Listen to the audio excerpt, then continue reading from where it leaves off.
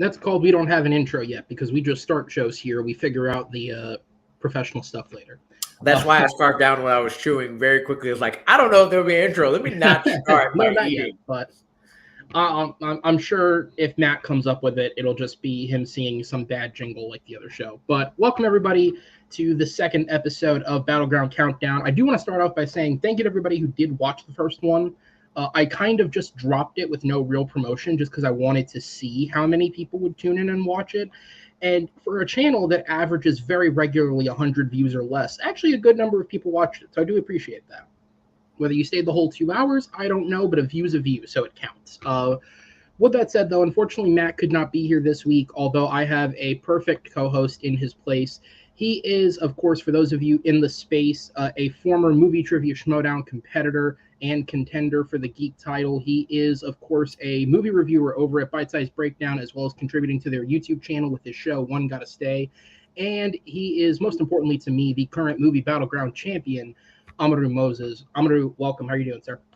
D. Jones manure will never be a thing I don't know for the rest of my life. If you know, you know. But anyway, I'm good, man. I'm good. School's back, and it's not as bad as it could be, which is always a good thing. So okay, so I'm not like, again, obviously you teach full time. I'm a substitute. I'm not the only one who's had that feeling this year. Like, it doesn't feel as bad as it has in the last couple of years. yeah, I will say the COVID kids who got affected the most by not having social interaction, they're in middle school now. That's the only thing. But that's true. I went back to a school because my thing is like I don't go lower than third grade, so my thinking is like, okay, it's been 3 years since I've started, and so it's like, okay, I'm gonna give a chance to schools where I may have had one or two bad experiences. That fuck that, I'm never going again, because the kids would have changed out completely by this point. And I went to a school the other day that I had one of my worst experiences at years ago, and the class just listened the whole time. It was like a rare experience because, you know, the sub is the person you disrespect if you're going to disrespect anyone. right, They just listened without having to be asked like 4 times. It was perfect. nice. We're not here to talk about teachers because Denzel, as far as I'm aware, he doesn't have one where he's like a teacher like that, does he? Or did I? Yes, he does. Oh, okay, well, there we go. He does. What did I miss? Close to it, so. We're going to talk about Mr. Denzel Washington tonight in honor, of course, of The Equalizer 3, which released in theaters this weekend. I have not had a chance to see it yet. I actually have only seen the first Equalizer film. I saw that years ago. For some reason, my dad took me to see it in theaters. But I plan on watching 2 at home with my brother and then going to see the third sometime this week because he wants to see them as well. Have you seen it yet? I don't know. We're recording this when it's already out. So have you seen it? I have not yet. The plan is to go see it sometime tomorrow. Equalizer 2 was pretty good. Robert McCall was a very, very close cut to the One Gotta Say action hero tournament. He was like always there. Like, it's the thing. People forget these movies and they come out and be like, oh yeah, and we have a third one now. So oh yeah, let's go. Let's just go watch it. And they're pretty good. Exactly. No, like it's the first one is one of those where it's like it's not a brilliant film. Like it did not make my top 11, but it's better than most of what Liam Neeson put out in the 2010s, and it's kind of just Fuqua's take on that style of film. So I'll take that over I'll take that over Nonstop, the one where he's on a plane, or I'll say I think it's weird because I guess this is most movies, but Equalizer 2 is like half the people I heard think it's better and half the people I heard think it's worse. Yeah, I personally don't know why people would think it was worse. I think Equalizer 2 is definitely better than 1. So better? Okay. And the third film has easily the best reviews out of any of them in the series. It's got the highest approval rating on Rotten Tomatoes, which honestly shocked me. Like, okay, they're really taking steps up, which of course inevitably means what was supposed to be a final film will get a sequel, but we'll see how that goes. But no, we're talking about the top 11 Denzel Washington films here tonight in honor of The Equalizer 3. Again, we just started the show last week with the best of the 2020s so far, and when I was putting together the roster of topics, it was just like, okay, we were planning on launching the show in September. Denzel is the first thing out the gate. It's the end of summer. It is the perfect time to talk about him because he has had just an incredible storied career. I didn't even realize this until I was looking up more about his films and watching more movies. I believe it's 2 Academy Award wins, 9 nominations as an actor over that was about right. Over a 30-plus year span. I feel like he isn't talked about in that sphere. You know what I mean? Like, that's Daniel Day-Lewis numbers in terms of nominations. And he's not talked about in that sphere, I feel like, sometimes. I feel like it's because I think Denzel has reached, like, I don't know if you feel the same way, but like the Meryl Streep level. Like, they're the two that, like, go without being said. Daniel Day-Lewis does so few things that, like, every time he's out, Oscar, because he chooses what he goes out, and he's always really good. Mm-hmm. But Denzel and Meryl have been consistently performing at the highest of levels of anybody over decades, and they're consistently nominated. So it's like when you talk about it, somebody says Denzel's, like, yeah, of course Denzel. We don't need to mention him, of course. Right. Meryl, yeah, we know Meryl. So nobody really mentions it because it's a given. Because that's true. That man is the best, to me, the best actor to ever act ever. So yeah. And it's like, before we did this, so obviously you were more versed in Denzel before this started. I'll still say you're probably more versed in him than I am. I picked the topic and then realized I had not seen nearly as many of these films as I thought I had. I just was very aware of him being in the movie space and had seen a couple films.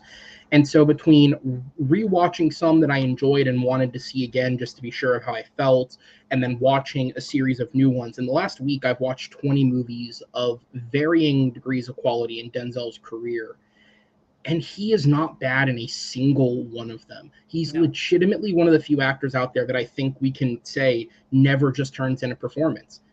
Like, he is trying every step of the way of his career and giving it genuine effort and honestly elevating movies to the point where it's hard to say he even has a totally, completely bad film just because he is so good in all of them. Yeah. The funny thing is, if you watch 20 of them, he has so many films. There might be a good number of them that you know much better than I, because it's been so long. Some of his films you have to go see, but you don't see again. And some are like, I'll wait to see if it comes up. But some are like big things that you should have seen, but like because of the content of the movie, it's like, man, I got to be ready to go see this, and it just never happened. So there are a lot that I actually have not seen. Or that I should have. And when I say a lot, again, it's relative to the fact that the man has a 30-plus year career. Yeah, a long career. So, his film career began in 1983, I believe, was when his first theatrical film was released. It took like all of 4 years for him to receive his first nomination for Cry Freedom. He won shortly after for Glory, his first win.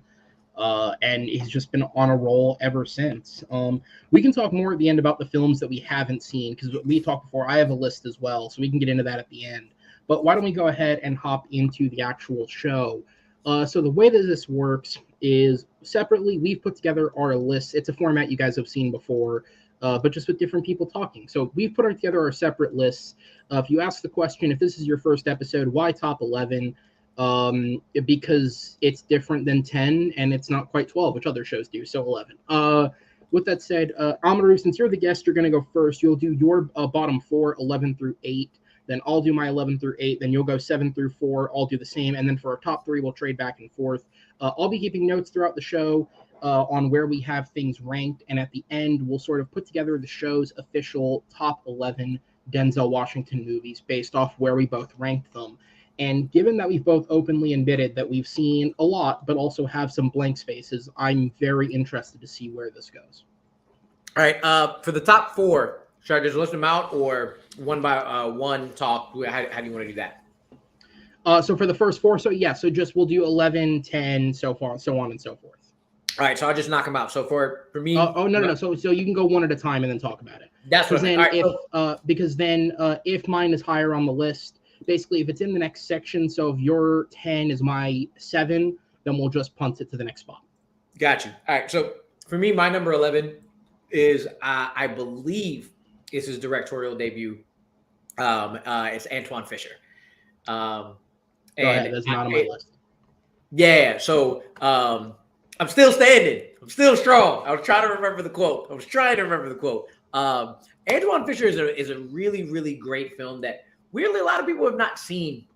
Derek Luke gets a really, really strong performance dealing with the trauma of being growing up in a foster home that was not good to him. Denzel playing, of course, the father figure in the military that kind of pushes him through all of that trauma, because I believe he plays either a psychiatrist for him in the military.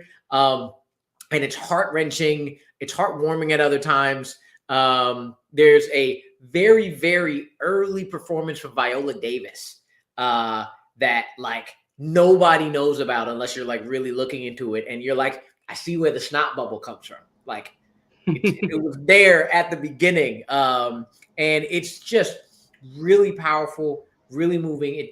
And weirdly, as heart-wrenching as the story is, it's weirdly rewatchable.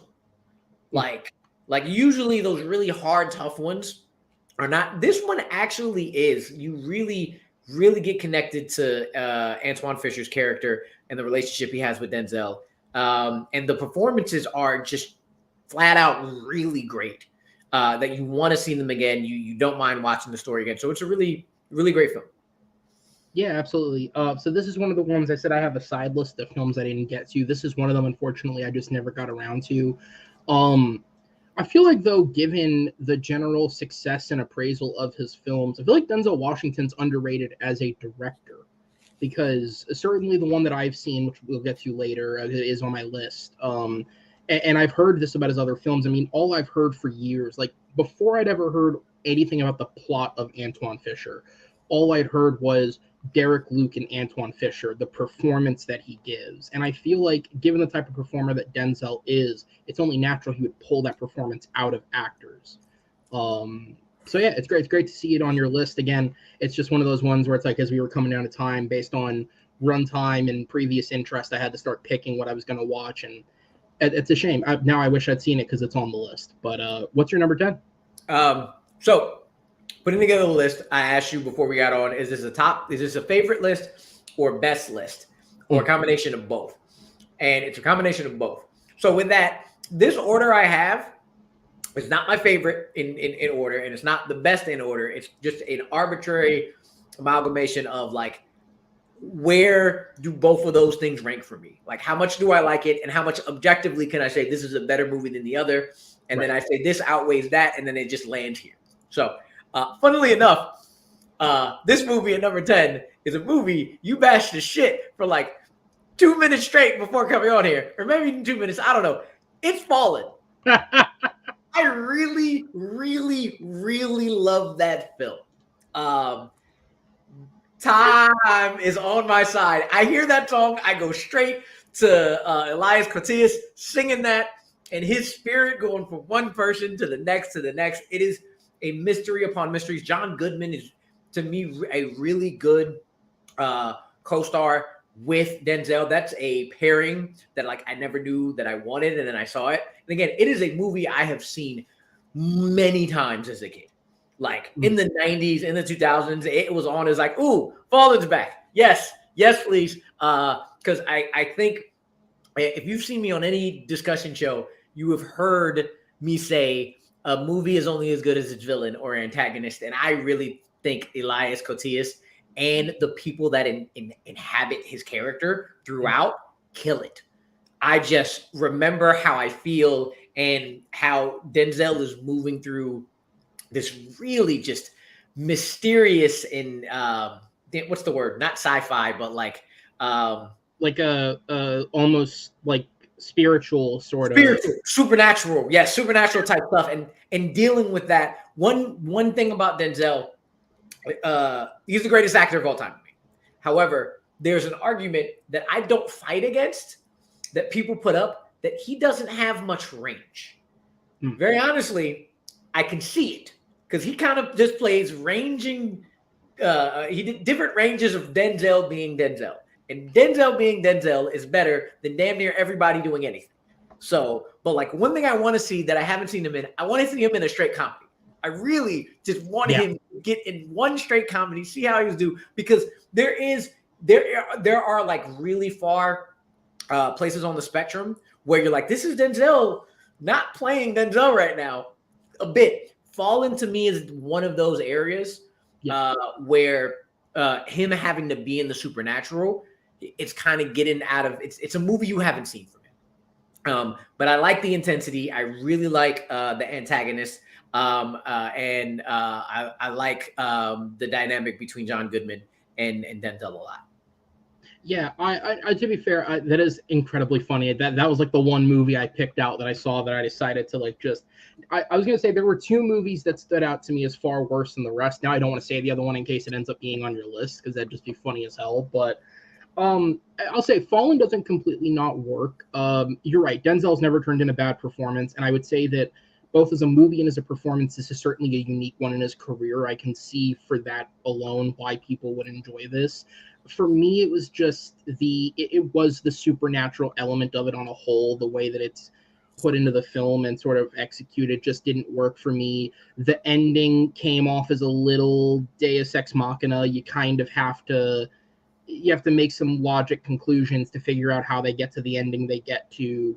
And I thought the concept is more interesting than the execution. Maybe there's another version of that film that works a bit better for me. That said, Denzel has this thing where you're right. I can see the argument for that he doesn't have a lot of range, and I think that's why when he does show range in performances, it really stands out. Because he does play. I mean, the first comment I made to my brother yesterday when I finished watching, like when I was like, okay, this is as many as I can watch, I was like, man, I wish there was a comedy in there, just something to make doing 20 in a week, just something to put some levity in there, like just anything. There are a few, but they don't. They're funnier, but they don't reach the full comedy level. No, and never. Like if anybody's watched the interview between him and Jamie Foxx when they're on a couch just chatting it up, he's got charisma for days. Hilarious charisma. Oh my gosh, he would kill it in a comedy. It would just be like I feel like I've even watched interviews with like him and Fuqua together, and like you put him next to anyone that he has, like he clearly enjoys being around, and he just opens up, and you can see the charisma within him. Like if you get somebody that he's good with, he could do really well in like a buddy comedy type thing. I don't know what it would be, but you could figure it out.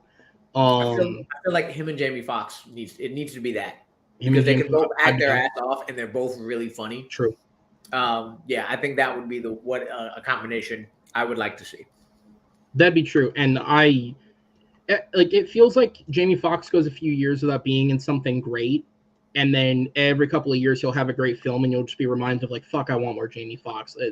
They Clone Tyrone. I finally got around to seeing it. They Clone Tyrone is that movie that like, man, I want to see more of this guy in things. He's just so good. Yeah, Fallen didn't work for me on a whole, but again, like the acting is solid all around. And it's certainly not, again, I don't think he, at least of everything I've seen, I don't think he has a genuinely abysmal film in his like filmography. Like there isn't the bad Bruce Willis stuff, or like, you know, a lot of people with Black Mark Neeson for like the prequels or other things like that. Like there's not really that in his career. He generally has a good taste in what he's picking. Yeah. So yeah, and to be fair, while I didn't, because I've been very open about the fact that I don't have a lot of fun with what you would describe as 90s schlock, I could see why people would have fun with this, because it is absolutely bonkers. With that said, what's your number 9? Go ahead. So this is the first one that comes up that isn't as rewatchable for me, but when I saw it, it is really, really good. And it's one of the first times we get to see Denzel. Well, I got to see because of my age, but I got to see Denzel play an asshole, like a kind of a villain character. One of his Spike Lee joints, and that for me is He Got Game. That is a punt. Cool. All right. So go ahead and go to your number 8. And then my number 8, it's another one. It's another one where I've seen it maybe once or twice, but it's just a long film that is really good. But I've come to learn as I've gotten older, crime films are not my thing. And I'm not gonna say not my thing, but it's not a thing I go to.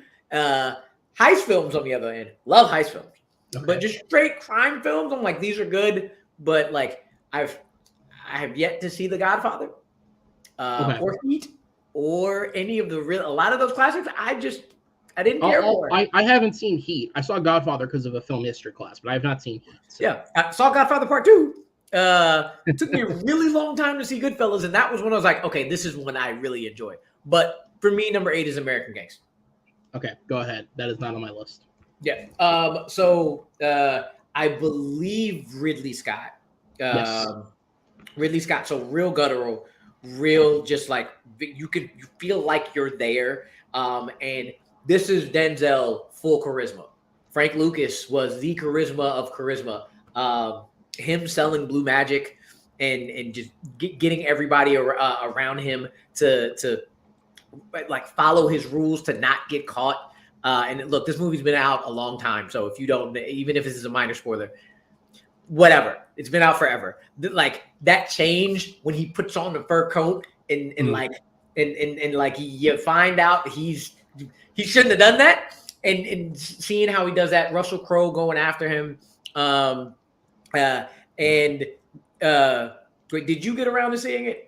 No, I've not. I again, this is one of those films that falls under the I know about. It's like I know about the fur coat stuff, but like never actually seen the whole thing. Okay, so this one I'll ask you later.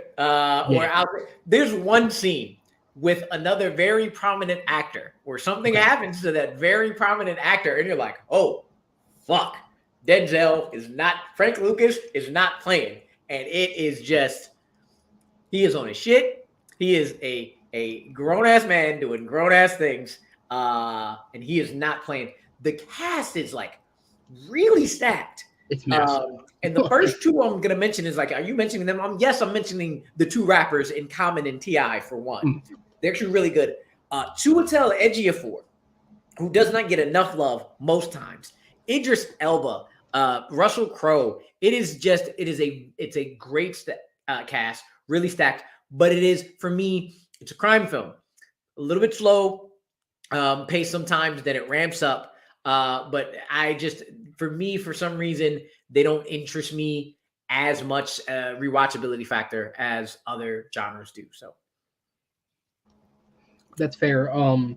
That was the final cut that I made. I had a choice between this film and another film, and I went with the other film simply because it was shorter.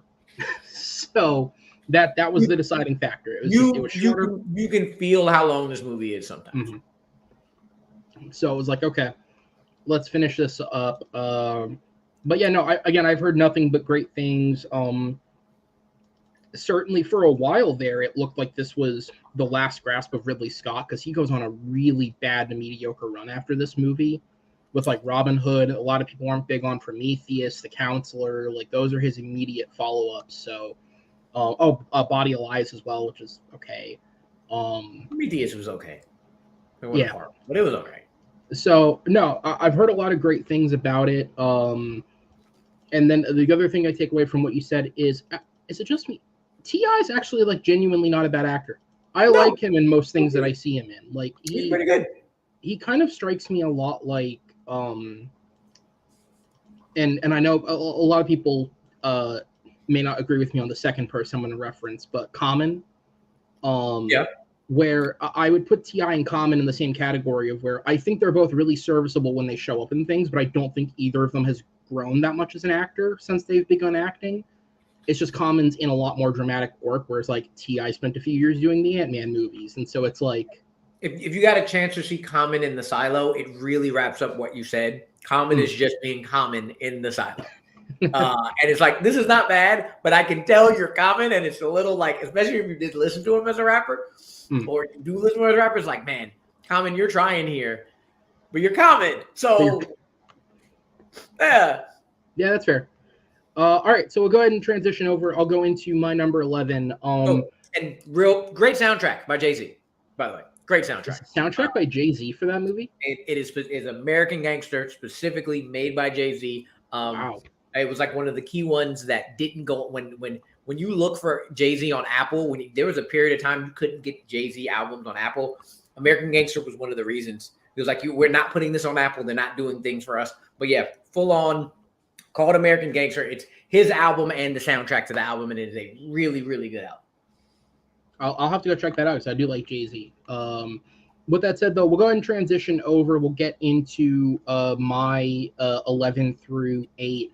So this first one, this was between two picks, and they're both similar to each other in that they are two very different versions of the same thing. But I went with this one because I think it is just overall the better film, and that is one of his most recent movies, The Tragedy of Macbeth. Go ahead. So Shakespeare is a thing that admittedly I find very hard to get into. It's always been a thing, like even as far back as reading it in middle school. It's just the way the dialogue is delivered. It just something about it never quite connects with me, and it takes a really, really special film to have it connect with me, even in a special, like even in a moderate way. Like this is my number 11. It's not like I think it's high art or anything, but I really enjoyed this film, and I think what I liked about it is it doesn't take the approach of being this like high Shakespeare adaptation. It treats Macbeth more like something closer to a general thriller that you would see, specifically in the way that the relationship is handled between him and Frances McDormand. And I really appreciate the more modern take on it. This is, of course, the first film directed by Joel Coen without his brother. And while it doesn't quite have the feel of a Coen brother movie, the quality of his direction is still there, and so it makes it a good film in that sense. And a lot of good performances in this film, aside from like Denzel and Francis, from actors that I think are generally underrated in a like a dramatic sense. You have like I pulled up the cast list, like Corey Hawkins, Brendan Gleeson, Harry Melling, who's made a real turnaround since being Dudley. Stephen Root has a really small part in this. Like there are some really good actors in this film, and even if they're not on screen very long, everyone is clearly committed to Coen's vision of what Shakespeare is, and I think that it's a really unique vision. If I also remember correctly, this film was shot in black and white, which I'm like 90% sure of, and visually that gives it a really great look. So yeah, it's on Apple. So if you happen to have Apple TV, it's certainly one worth checking out. Especially if you're not the biggest Shakespeare fan, it's a really unique take on Shakespeare that I think is worth looking at. What year did it come out? It was like 21 or 22. I forget which one. I think 21. I think 21 because for 2 years straight, it has been on my continue watching on Apple Plus, an hour into it, and I've never gone back. I tried. It was I really 21. tried because it was one of those films I'm like, this is going to get nominated for an Oscar, and I'm trying to go through some Oscar movies to really like at least like when I put a list together for Bite Size, like have an informed decision. And I was like, it's Denzel, let's give it a shot. And like I was just not paying attention. Yeah, no, that's fair. The dialogue, and it's just that everything you said about it is a lot more modern take, and it is very good. But I couldn't. The Shakespeare of it all, massively Shakespeare of it all, to me, at least dialogue wise, I was just like, yes. Damn, I don't know what's going on, and I can't. I would love Shakespeare far more in cinema if so many films weren't committed to speaking like Shakespeare. That's why, like, and this is not a Shakespeare work that I'm about to reference, but it's something of a similar time period. The story of Cyrano de Bergerac. I like those adaptations far more because they don't consistently try and speak like they do in the original story. They update it for whatever time they're setting it in, and they let people speak like people. With Shakespeare, like to me, the worst offender is still, and I don't hate the movie even, but like Baz Luhrmann's Romeo plus Juliet, like being set in modern California. I think isn't it Venice, right? Because of the connection to Italy. Venice Beach, yeah. Being set in Venice Beach, and between having actors like Paul Rudd and John Leguizamo speak in Shakespearean, and then having things like the tip of my sword and showing the gun branded sword brand, it's like this is just do one or the other, modernize it or go old school. The both thing kills me. Again, I would have loved this movie because yeah, and it didn't wind up being a big Oscar draw either. It didn't get a Best Pick nom. It was really just Denzel, I think, was the biggest nomination. And yeah, it's about that good. It wasn't a Best Pick nominee for certain. But again, like I'm sure the moment I fill up one of those films that I'm missing, it bumps off the list. But that said, of the stuff that was left over, it was my favorite of them. So, all right. So then we'll go on to my number 10, which is a film that based off conversation, a lot of people I think would have higher. Crimson Tide. I have not seen it. Okay, yeah. Or So I've seen parts of it, and just so I really need to. so Crimson Tide. A lot of people call it the like complementary film to Hunt for Red October, which came out a Yep. few years before, because it's big actors and submarines. In this case, it's Denzel and Gene Hackman play the second in command of a submarine. They're monitoring Russian nuclear activity. They get sent a message that indicates that Russia is preparing to arm its nukes to strike, and then get sent another message that only completes partially. So they don't know if they're being called off or they're being told to advance further. And so it's basically the genesis of it is it's centered around the idea of old school versus new school. Gene Hackman was raised in a certain era to work a certain way. Denzel works a different way because he's from a different generation. What's correct? What's right? In the end of the day, they're both right, but they're both wrong. Um, people seem to rate this movie really highly as an action film, and I don't. I actually think the submarine part of it is a little underwhelming. Like the little bit of sub action that's in there underwhelmed me a little bit. Maybe my perception of how people view this movie is wrong. But I've always heard it praised as like an action film, especially when compared and put next to A Hunt for Red October. And I don't quite think the submarine stuff is right there. That said, Denzel and Gene Hackman's a hell of a combo. And God, do they make this Tarantino, but not credited as Tarantino dialogue work. Man, you can really tell when he took over the screenplay. Like when Denzel goes from spouting off like book knowledge to then referencing Star Trek, it's like yeah, you can tell what Tarantino added. But it works. It makes the film snappy. A lot of the supporting performances are great, and it feels weird to say early because he still looks a bit older here, but in terms of public perception and early performance from Viggo Mortensen, who's also very good in the film, yeah, it's a fun time. Like it's about 2 hours. It's relatively quick, all things considered. And if you want a movie that does tension very well, I think this is a good film for that. Yeah, this is the one that while I was going down the list, I was like, I know I've missed some. And this was the one I saw. I was like, fuck, I haven't seen Crimson Tide. I finally saw Hunt for Red October, and it was really damn amazing. And I still haven't seen this movie, and I really, really should. It's one of those that it's like top of the list, Denzel, that I've never seen and need to watch. Yeah, I'd recommend it for sure. It's a fun time, especially because, like, obviously, Gene Hackman retired, so this is technically one of his final performances, I guess, when you base it on timeline, and it just makes you appreciate till the end, I guess, how good he was as an actor. Number 9 is a movie that I had never heard of before we started doing this, and I really enjoyed it. Courage Under Fire.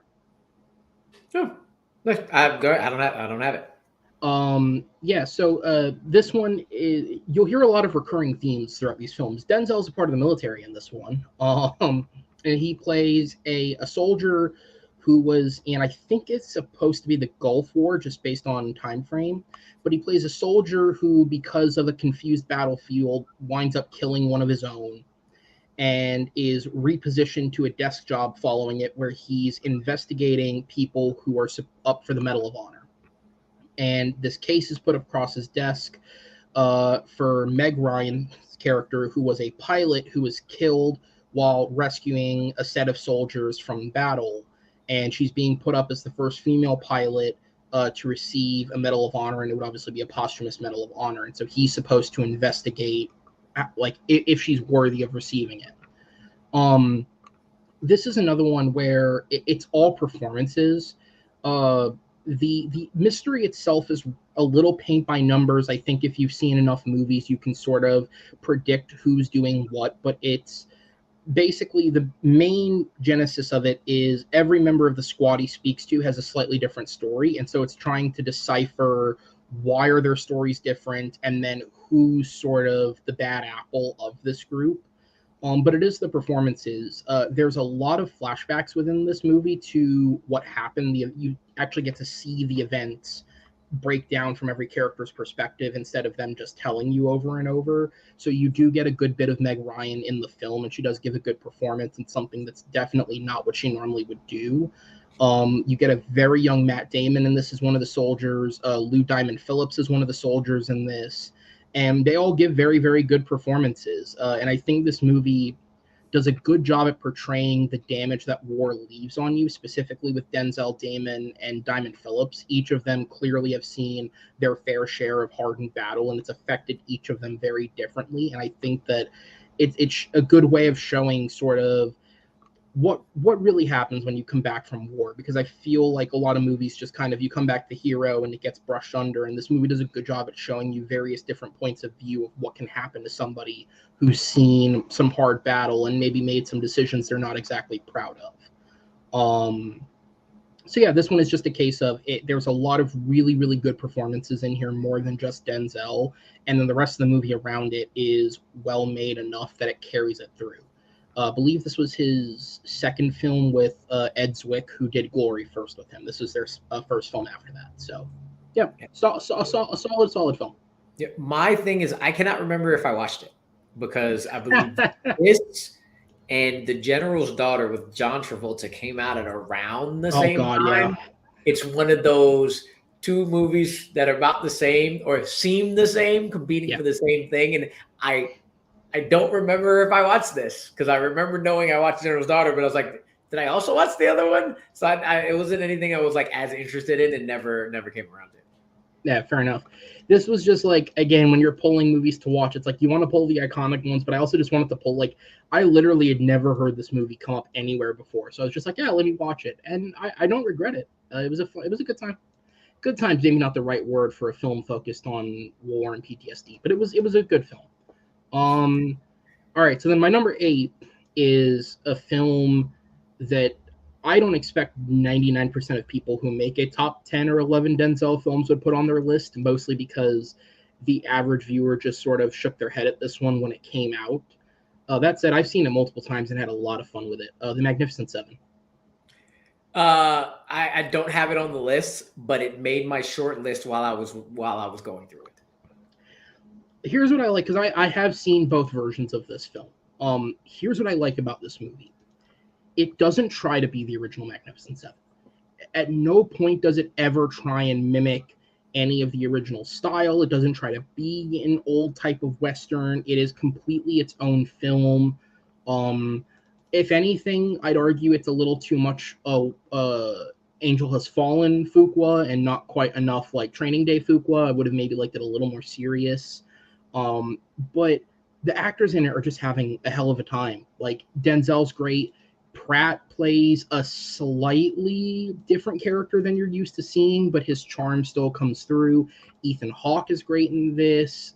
Vincent D'Onofrio is, goddamn, how do you do that voice for an entire shoot? That is something special. So yeah, honestly, he's great in this. And then even the smaller actors, I forget the gentleman's name, but he the guy who played Snake Eyes. Or not Snake Eyes. Storm Shadow is the Billy Rocks is the character's name. Manuel Garcia Rufio, I think, is the actor who plays. They just keep calling him the Mexican through a lot of it, but he's there.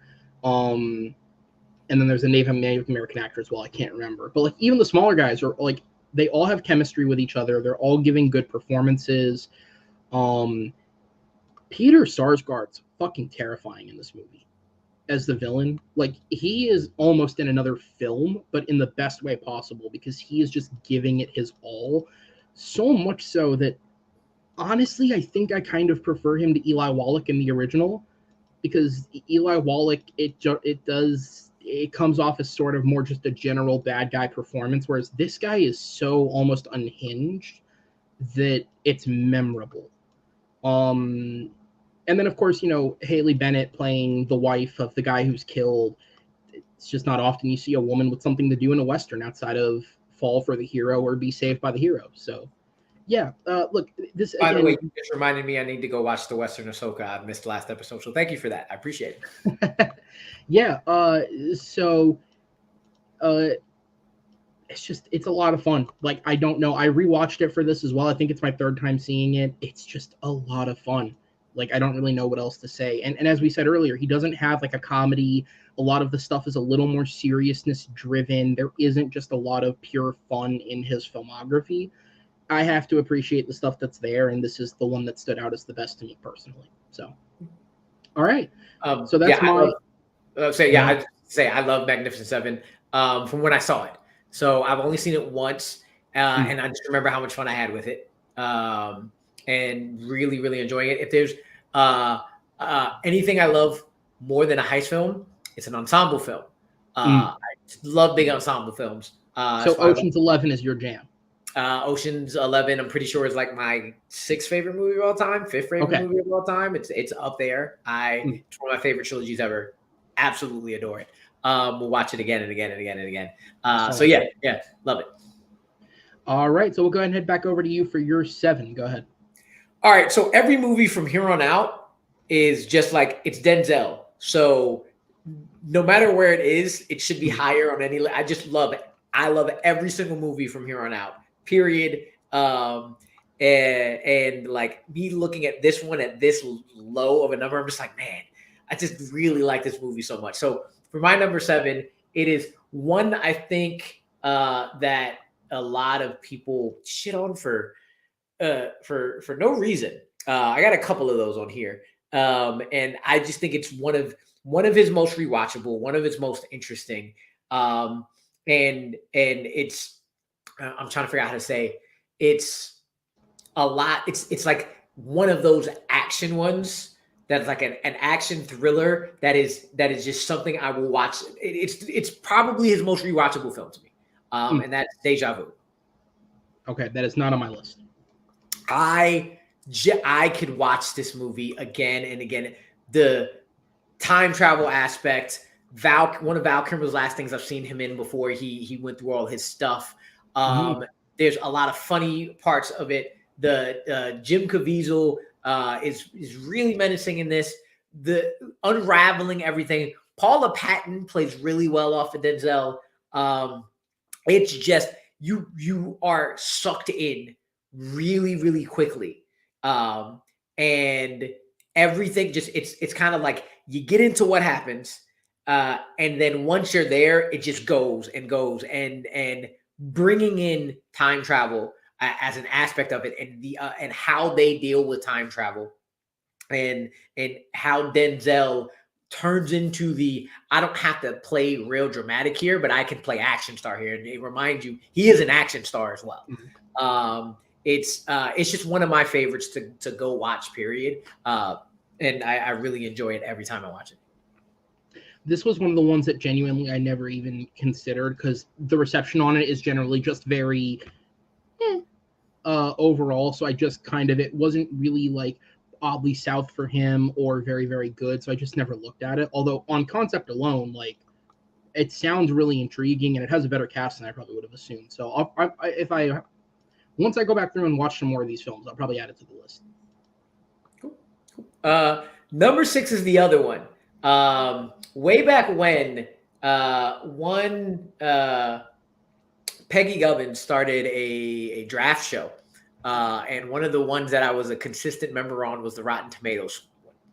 And we started with drafting Rotten Tomatoes movies with a Rotten Tomatoes score of 0 to 25. And the second I saw that this fell in here, I was like, what the fuck? And I was also very mad I didn't get number 1 pick because Anthony Tisdall immediately took it from me. And then from then on out, anytime it was an option, I knew he was getting it. So I had to get it first in any kind of category. Shout out to Tony as well. Tony Healed. Hope you're doing well, man. But it's the one I'm just like, why is this rated so low? I have never heard anything bad about this until I looked it up. And for me, that's John Q. Okay, go ahead. It's just a great film to watch Denzel work. Like so his son has a heart disease or heart failure, needs a heart transplant, and America's healthcare is shit. So he's trying to get it, and they won't give it to him. And he gets to that point in time where he's like, "Fuck it," and he locks down a hospital and he takes people hostage. Like, I am not letting you go until you give my son a heart transplant. And I think this is one of the ones. If you know Lamorne Morris from New Girl, his Denzel impression is spot on and it's hilarious. And one thing he goes to often is, "I'm not gonna bury my son. My son is gonna bury me." And it is him, Denzel, giving his all. His back and forth with Ed Harris is great. I love that Eddie Griffin is in this, and he gives you some of the funniest quotes, dealing with the many different characters and people that are that are locked up there with him. And it's just a movie you root for, and he is a person you root for doing a technically terrible thing for the greatest of reasons, and you're rooting for him anyway, putting his spotlight again over years and years of all the different systems that this country fucking sucks at. Even James Wood is good in this. A nice Ethan Embry appearance, as well as Kevin Connolly, just trying to bring back some of your like 90s teenage guys and stuff. Ethan Embry we'll be talking about a little later as well. But just a very, very surprising that it was rated so low, and I do not have any clue why. Yeah, again, this is another one that kind of fell into the action that had not great reviews, so I didn't check it out. But that's it. I kind of like Deja Vu, just did not look into it, but that premise is, I think it's just a testament to Denzel picking movies. That's way more interesting than the title John Q would give you on its own. Yeah. Like, honestly, it almost feels like a bad title outside of it's the character's name, I presume. Yeah, no, it sounds really intriguing. It sounds like it's an action film that has a little more to say than maybe your average action movie. And it's not really even an action film. It's more of a thriller, more of a drama with a little bit of thriller in there. So yeah, not really. Okay, so that would also, because I've always heard it discussed amongst like his action films. So again, maybe just perception is sort of. I don't know how. I don't know how at all. I mean, there's no, that I wouldn't even consider that action. Fair enough. Like I think that maybe the closest comparison, there's this Michael Keaton movie, I think called Desperate Measures or something. Okay, I've heard of it. Yeah. Him and Andy Garcia, where they're locked up in a hospital, but he's a criminal. So there's action set pieces. There are no set pieces in John Q. It's really a drama. That's okay. Yeah. So no, fair enough. It sounds intriguing, but and clearly you rate it highly. So yeah, and Kimberly Elise as Denzel's wife is great. He gets a lot of great female counterparts throughout his career, which was really, really good. Number 5, right? Yep, number 5. Go ahead. Speaking of action films, that I wish had a sequel. One, because the first one is amazing. Second, it would have let me put this character in the One Gotta Stay action tournament, but because he only has one film, it was really hard to put him in here somewhere. My number 5 is Man on Fire. Go ahead. If you think that Brian Mills from Taken is a badass, you have not seen this film. Just the one, I am very excited to see the relationship that Dakota Fanning and Denzel have in Equalizer 3 because of the relationship that they build. One, it is such a heartfelt relationship that they build at Dakota Fanning as a small girl. In this movie, anytime she yells Creasy's name, it's just like, oh.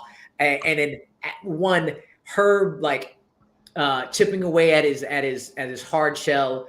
Freaking Christopher Walken randomly being in this film and doing Christopher Walken things at the utmost level. He has whatever the random speech. You get the Christopher Walken speech in here, and I think he's talking about like him. Creasy being a painting and or being an artist, and killing being his art, and this about to be his masterpiece. It is just a stroke of y'all done fucked up. When she gets kidnapped and he goes after them, y'all done fucked up. But on top of that, it's not just a really great revenge trying to find the little girl that's kidnapped kind of action film. There's also a great story behind it with a lot of who did what to have this happen. A really good performance from, oh my gosh, Hispanic singer. Mark Anthony. Mark Anthony. Really good performance from Mark Anthony and his wife in this, who has the weird name that I never remember. That one I'll have to look up. Yeah, it's like, damn it. When you look it up, let me know. But she's also really, really good at it. The only thing that I always questioned is Radha Mitchell. Yes, Radha Mitchell from Surrogates. The reason I know that is because I had to study that damn film. Right, that was included, wasn't it? Yes, it was. The only thing I always questioned in this movie was how in the world Dakota Fanning came from Mark Anthony, because that just it doesn't connect. It doesn't connect at all to me. But like, just the amount of quotables in this film, the amount of just think about a naked man on a car and where a bomb might be placed. Who? And I definitely cried at the end. Like there was a whole lot. Any man who went to go see that film and said you didn't have those man tears coming down at the end of that film, like, seriously, this is I also believe some people shit on this too, and I'm like, I don't see it, but not as highly. Great film. So this was the other one I was talking about earlier when you brought up Fallen, where a lot of people, like amongst the general consensus, seem to enjoy this movie. You're right; it does not have a high critic score at all. A lot of people seem to enjoy it. This was one that I didn't enjoy as much. I gave it a score out of 10. I gave it a 6. I don't think it's a bad film at all. And you're right; the relationship between him and Dakota Fanning is really what holds this film together. Like, again, everyone jokes about Taken being like the prototype of man saves child. Like, eat your heart out. This is much better done than and they had 3 films to form that relationship. This is much better done in one shot. Dakota Fanning, it reminds you how impressive she was as a child actress. Like, she's that good. She's not Hispanic in any way, shape, or form. That's a weird casting choice. But for me, it was just as the film went on, and maybe it's the fact that I did see it this week in the middle of a overall 20 film binge, but at almost 2.5 hours, the further and further it goes on and the more the action sort of intensifies, I just kind of felt myself sitting there going, all right, can we hurry this up? Can we get it over with? The moments were working, the beats are working, the performances are very strong. You're right. Walk-in, Radha Mitchell, Mark Anthony, like all the people in this film are really good. Isn't it Mickey Rourke in this as well, right? Yeah, he is. Yeah, like everyone in this film's really, really good. Like, technically, it's really well made. It just kind of started to grate on me. It's almost one that I want to give, because it's on Max. It's one that I want to give it a couple of weeks and then almost give it another chance. Maybe I'll like it more, not in the context of when I saw it. In like, okay, I'm watching as many films as possible, and I've already seen a couple action films, and this is just, but yeah, it just kind of started to grate on me the longer the action went on. But technically, it's really solidly written. It's really well directed by Tony Scott. The performances are there. It just didn't quite make the cut for me because I felt it's a little too long. I can give you that. It probably should have been around 2 hours and not 2.5. I think that would have made it a better film. Because I do remember watching in theaters, like, man, this movie is kind of long, but it's dope as shit. So sure. But yeah, it's a long ass film. All right. So go ahead. What's your number 4? My number 4. I'll tell you this. This is my favorite film. Okay. Of this. But number 4 on this list is with the combination. I'm going to try something, and Aaron, I need you to respond. So I'll let you come off me for a second. Go ahead. Left Side. Left Side. I feel like I'm letting you down now. Oh no! I think I need to leave this. Heck, remember the Titans? Oh. Left Side. Strong Side. Come on, man. I'm sorry. I'm gonna disappoint you. I just wrote a thing on the top 5. If I yell out left side and you don't yell out strong side, I don't know what's going on. What is happening here? What is happening? I'll give you the screen. Go ahead. Thank you. You cannot say you like this. Bruh. One, are we punting this or are we staying? No, go ahead. Okay. Yeah. I feel betrayed. I feel just completely let down. That you oh my gosh. You can't do that. For what it's worth, this was in competition for that 11th spot. I saw it for the first time a couple of years ago, and I liked it, but I just don't think I was paying enough attention because I saw it with friends. I'm not kidding. And like 2 hours before we recorded this, I have a buddy of mine who's a Denzel fan, and I was like, I'm doing the show. Do you want to see the list? And I sent it to him. And immediately in all caps, he responded, remember the Titans. What the fuck, bro? Exactly. So, exactly. Give me my shit. Go ahead. This is arguably the best. There's a couple. But this, if anybody says this is the best sports movie ever made, I mean, like, you can put that argument down. Okay. Plain and simple. It has one of... relative for what it is a family Disney sports film. So when I say one of Denzel's best performances, relative to being a family Disney sports film. So he can't go all out in different things in different ways, but that for one, but second, like everybody in this movie is great. So we talked about Dakota Fanning. Hayden Panettiere at a young age was a really great actress. Will Patton's performance almost passes Denzel as Yost. Like how great he is. And I low key, I feel like I can probably pull out one or two more scenes from Will Patton that I am like, oh, that was great, more than Denzel, and that's hard to do. Freaking Donald Faison is hilarious. I never remember. Which I shouldn't because he's like OP from Sons of Anarchy. But Ryan Hurst, right? Yes, Ryan Hurst and Wood Harris, which another person. Wood Harris's career is so fucking Wood good. Harris is just like tangent after seeing Creed 3 earlier this year, I feel like for the first time ever I truly appreciated how great an actor that man is. Like he is so good. Ant-Man, The Wire. Holy shit, he isn't. I finally started watching. I finally binged through Winning Time. And him, just if he comes up in anything, you know you're watching something good. But the back and forth in the relationship between him and Hurst's character, of course it has the big racist trope beats, but it is not. It's not overplayed. It's not really in your face to the point where you're like rolling your eyes. It's the point of the movie, and the way that Denzel plays it, like getting them on the bus and kicking them off and going offense, defense, and ain't no mountain high enough. The singing with that, and my favorite quote. It's not a quote, but the favorite thing I love to say every time I mention this movie is that you please can never forget that Ryan Gosling was a liability at cornerback. 100% liability at quarterback. You like sunshine and just all these little different things. It is the best family sports movie, one of the best sports movies ever. It's just up there as one of the best movies ever made to me.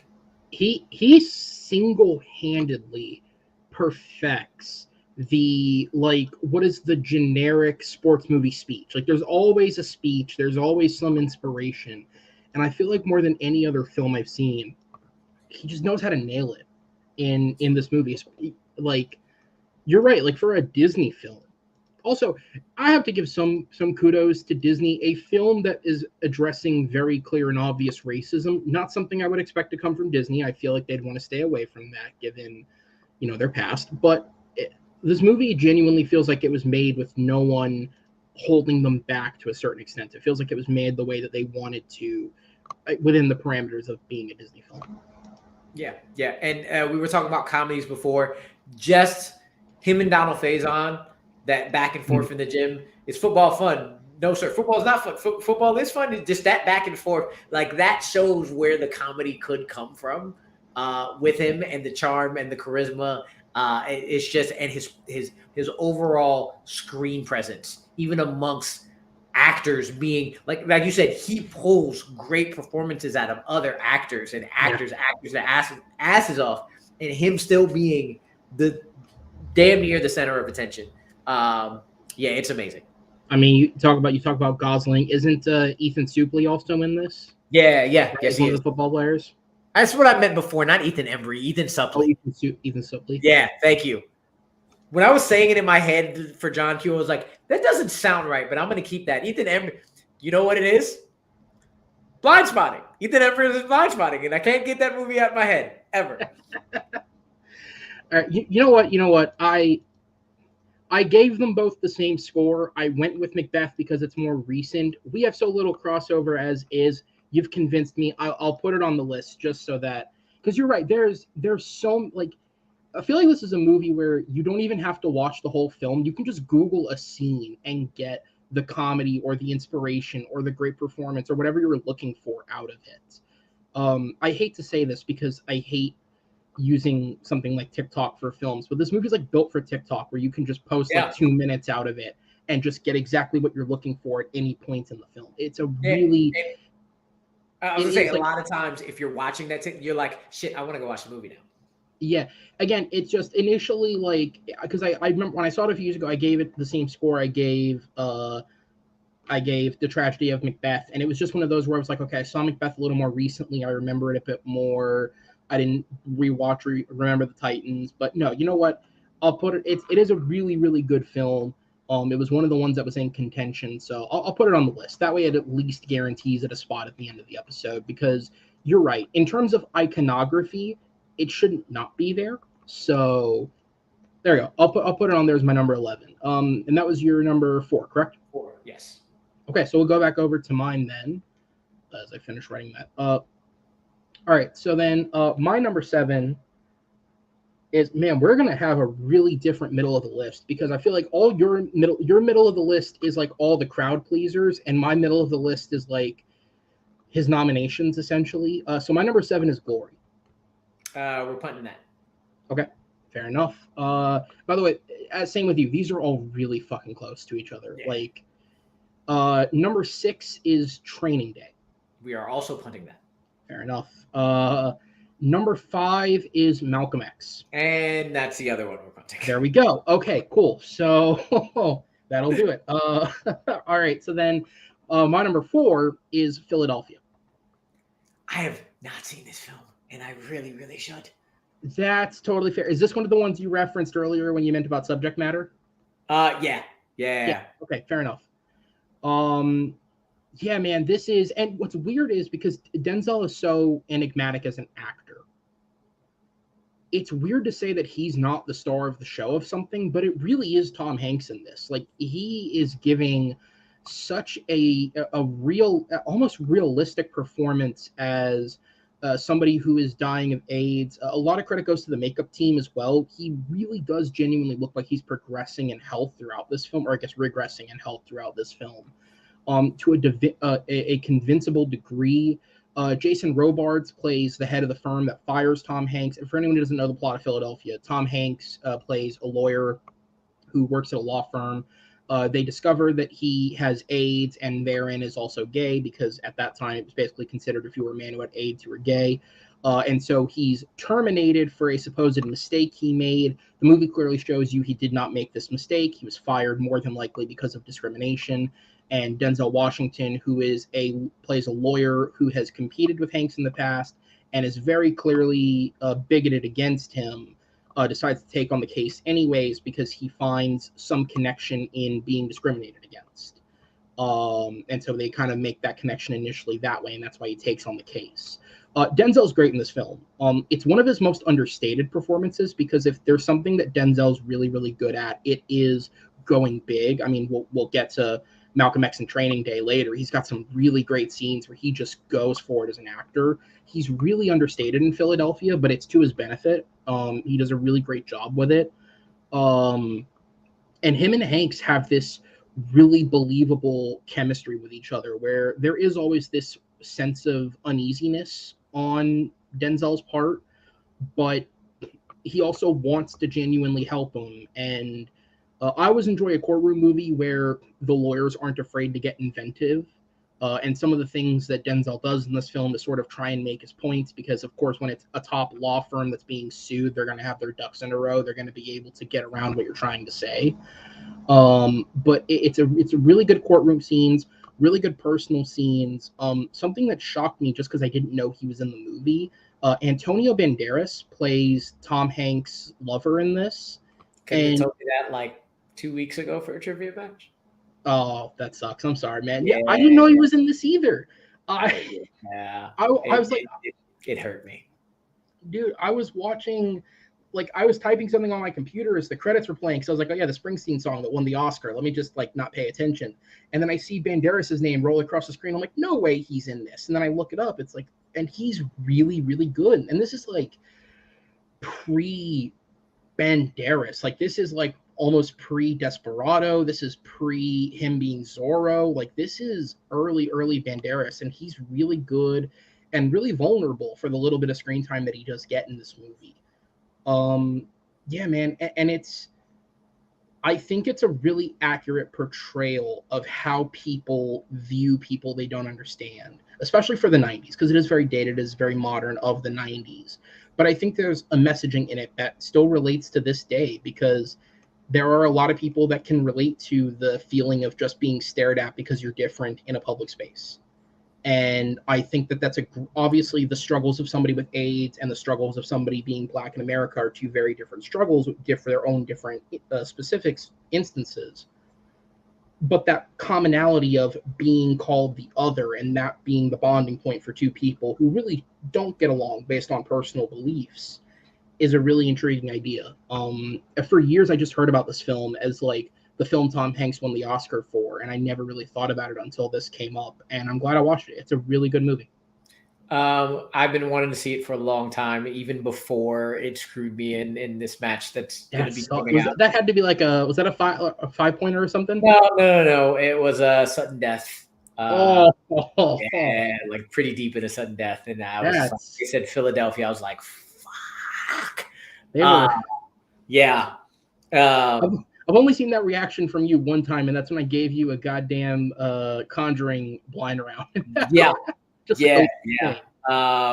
So I actually very well. I am in the middle of. I'm actually studying for a match. Funnily, and I'm in the middle of trying to rewatch some Disney stuff. But I very much am considering after we're done here going to watch Philadelphia.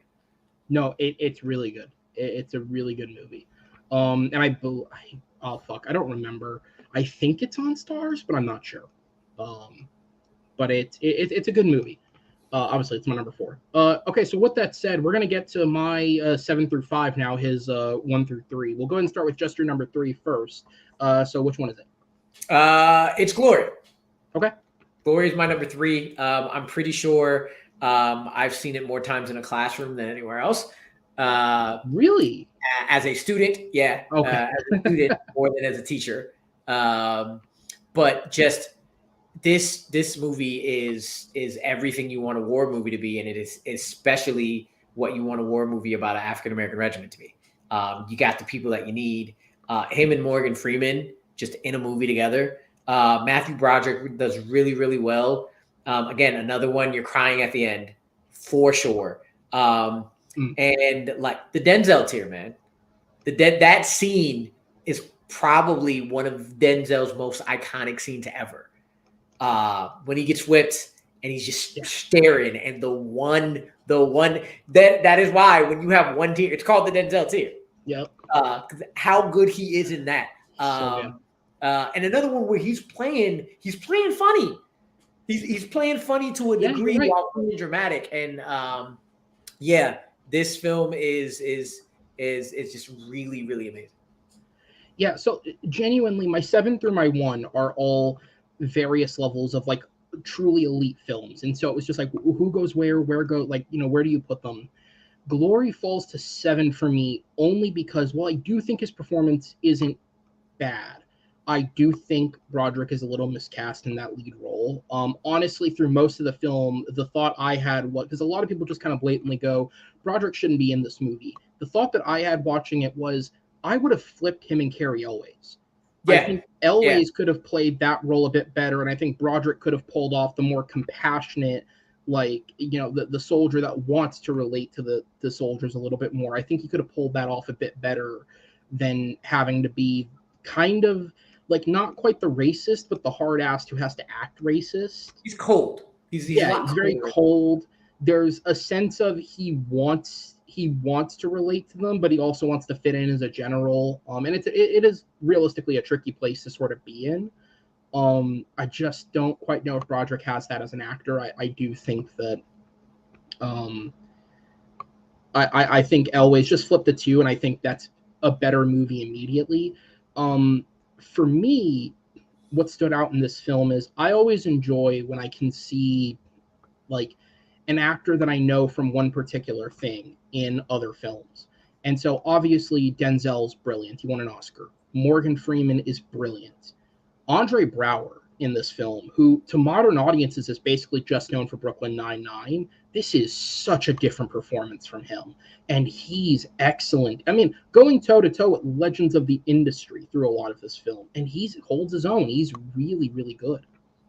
Yeah, it's funny. It's funny that a lot of people know, like for me, 9-9 is Andre Braugher off-brand for me. Like I know Braugher as the dramatic actor that pops up, a character actor in a lot of things. So when he came up in 9-9, him being that comedic is like, I didn't know that man was that funny. So it's really funny. It's really hilarious that most people have it. Well, a lot of people have it the other way, where they know him from 9-9 and didn't know he was like that big of a dramatic actor. So that's it's cool to see.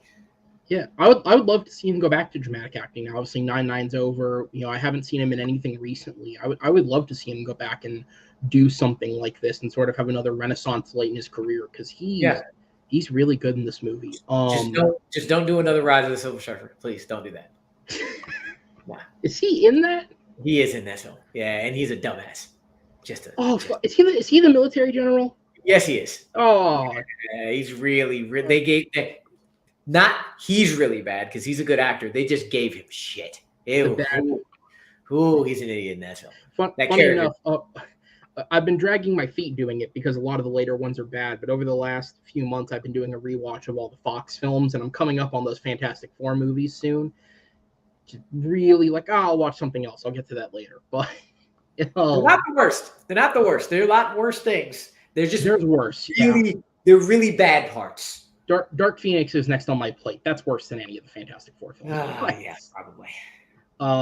This movie is, and you're right about the end of Glory. Like for me, it was the staging of that final action sequence. Like, because it's really kind of portrayed in this.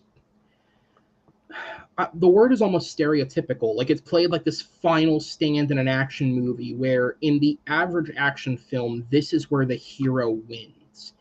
And the reality of the scenario is, like, Broderick's been killed. They're making this final stand for him to win this battle, to take this fort. And they get up over the hill, and you just see all the guys down there with guns pointed at them. Cut to black, everyone's dead.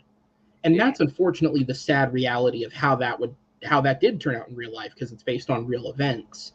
But the staging of it really makes you hit the gut punch. And it's like, I'm the type of person where, especially like when I'm watching movies back to back, like I never sit through credits while I'm streaming. I'm immediately over to the next thing. I just sat there sort of taking it in. Like, it is powerful with that ending. And it's really, really good. And I like that. And again, I don't know how much record there is of who any of the real soldiers were, but I like that everyone in this is pretty much fictionalized, because it allows you to focus on the story of what happened while just inputting these little bits of character to make you care throughout, rather than focusing on like the people. Yeah, it's really good. All right, so that'll go over to my number 3, which is a punt from earlier, and that is He Got Game. I really enjoyed this film. It's first off, and I'd heard this before. Somebody actually argued for this in a Battleground match. It was who is the best sports person, like basically what is the best performance by a sports person in a film, and somebody argued for Ray Allen in this, and I always remember after watching that where I was like, I now I kind of want to see this movie because I didn't even like I didn't know Ray Allen acted. Like I didn't know he was the son in this. I'd heard of the movie obviously, but I didn't know he was in this. He's actually pretty good. He's honestly, if it weren't for the fact that this movie was shot at the start of his basketball career, which it would have had to have been considering how young he's playing, he might have, if he had been shaped up a little bit more, very raw, but if shaped up a little bit more, he probably could have been a decent actor. Certainly better than anything LeBron's done so far. Sorry, LeBron. I'll tell you this. I'll just get this out of the way now. Jesus Shuttlesworth is an iconic character. That's why that's Ray Allen's nickname. But Yeah. when I rewatched this film, I was like, man, he can't act. Oh my god. Oh, really? Yeah, I was not. I liked it. I was like, it's not. It doesn't take away from the film, but I'm like, ooh, Ray. Thank God you didn't keep doing this, at least for me. Yeah, and so Spike Lee to me is somebody who he's got a very particular style with the way that he makes his movies. And I think the style can either help or hurt the film. And it kind of just depends on what it is, right? Like, for example, a movie that I really, really enjoyed, but I think his style got a little bit in the way of BlacKkKlansman. I think at times his way of making movies and his way of shooting them and staging them and his over dramatizing of, I don't know if feeling's the right word or the way that he does things, it got away in the movie a little bit. Here, I think it emphasizes it. I think the quick cutting, whenever somebody's giving a monologue, they're jetting in all these different images and sort of showing you what they're saying. I think it really works for the overall theme of confusion throughout this movie because obviously Denzel's feeling very conflicted. Jesus Shuttlesworth is one of the greatest character names on the face of planet Earth. That is brilliant. But he's feeling a lot of confliction. And overall, most of the characters in this story are very conflicted. And I think that the filmmaking really works for it. One of the few genuinely good performances from Milla Jovovich in this, who I'm generally not a fan of, but I did like her in this movie. A young Rosario Dawson in this movie, who honestly, the character's a little superfluous, but a lot of this movie's kind of superfluous. Like, you could cut a lot of this down and not make it almost 2.5 hours, but for what it is, I really, really enjoyed it. And I think at the end of the day, like, I like the idea that emotionally everyone wins, but they don't win. Like, he still has to go back to prison, and that just is what it is. Especially so the commentary on the technicality of like, well, yeah, he did go where we wanted him to go, but he did not sign that letter. So, we'll see what happens. Yeah, this one really worked for me. Spike is a little hit or miss for me at times. When he hits, though, I think he can make a really brilliant film, and this would fall under that for me. The same thing you had with Man on Fire is why he got Gamers lower on my list. Okay. Still really an amazing film. Again, I love Denzel. I love asshole Denzel. I think asshole Denzel is entertaining and real because you actually don't like him. Like, you like him but don't like him at the same time. It's like, I hate I hate that I like him so much. But I remember when I watched this film in theaters where I was like, man, a lot of this stuff I kind of like, this is good, but I kind of want to get past it. Like, Milla Jovovich is good, but that all the storylines with them, I was like, I want to get past this stuff. Superfluous. Yeah, very. And it just, I don't know if I remember but some of the pacing sometimes because of that. Like, I'm just like, hi, come on, get through it. Like, even the scene at the close to the beginning, right when he gets out, when Jim Brown and his partner are in the car with him, I'm like, Jim Brown, cool. Come on, let's move a little bit. But I love Jesus and his team and his college teammates. Freaking not college teammates, high school teammates, especially Booger. Hill Harper plays Booger, right? Yes, I believe. Yeah, hey, I love the interactions between them two, and things like that. But it's one of the films I don't go back too much. That's fair. I remember at the end of it, I was like, they were really good, but it's one that it's more of a hard watch to me. That's fair. Yeah, like I emotionally, the film really worked for me. I like there's a lot in it on a probably more emotional level that I can connect to that I really enjoyed in it. Will I go back to it very often? Probably not. There are other. I mean, I just down talk Black Klansman, but I'd probably rewatch that film before I'd watch this again. But overall, this it was an enjoyable watch, and I do think you're right. Denzel doesn't do unlikable very often, and he's actually quite good at it when he does do it. And you're right, he is unlikable in this movie. He's not really a good character. Like he clearly cares, but also he has his faults at the front, which I appreciate. But yeah, understandable. All right, so then we'll go on to your number two. All right, so this is what I believe is his best film, but it's not my favorite. And I also call it, even though I've seen it, I still call it a blind spot. And it's when you mention this was one I was like, fuck, I've been meaning to rewatch this and I really should get back to it, but it is so fucking long.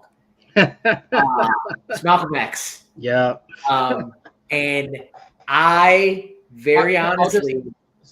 Sorry, I was just going to jump in real quick because I imagine every praise you're about to sing for this movie, I'm going to agree with you 100%. The reason it's number 5 is because it is so fucking long. So long, and the issue is I'm pretty sure I saw it when I was a lot younger, and it was one of those movies. It did like it's long, it's heavy, but it's Denzel. So like even what this came out 90 did this come out 92? 92. So I was technically 4 years old. I was technically 4 years old when this came out, and I remember going to see it. But because I was so young and the movie was so long, I don't remember much of it. I just remember like even at 4 years old, because I think Lion King was like damn near right after. Like a year later, but 90. When was Lion King, or was that 95? There was another movie that came out really early. Aladdin would have been 92. Aladdin's the other one. I remember going to the theater at the age of 4, going to see that movie and loving that movie to death. I love Aladdin. Malcolm X is another one I remember going to see. When I say my movie out at our family thing was movies, I'm not lying. I remember going to the movie at 4 years old and seeing that was good. That was really good. Even though my 4-year-old brain cannot wrap my head around what the fuck is going on as much. Oh, I'm the same way. Legit, I can remember the first movie I ever saw in theaters, which was Shrek 2.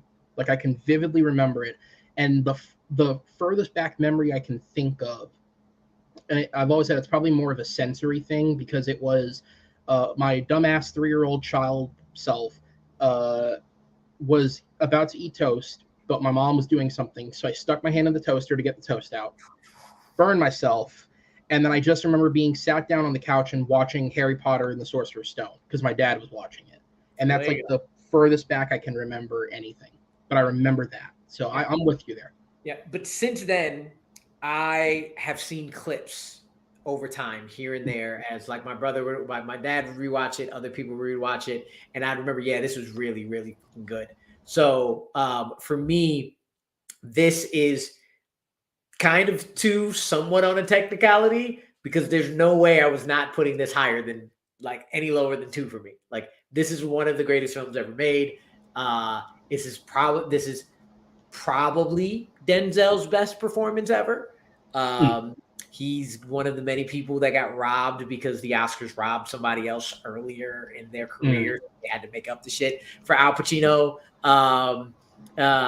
And it's everything, but it's one that I know that this is the proper place for it.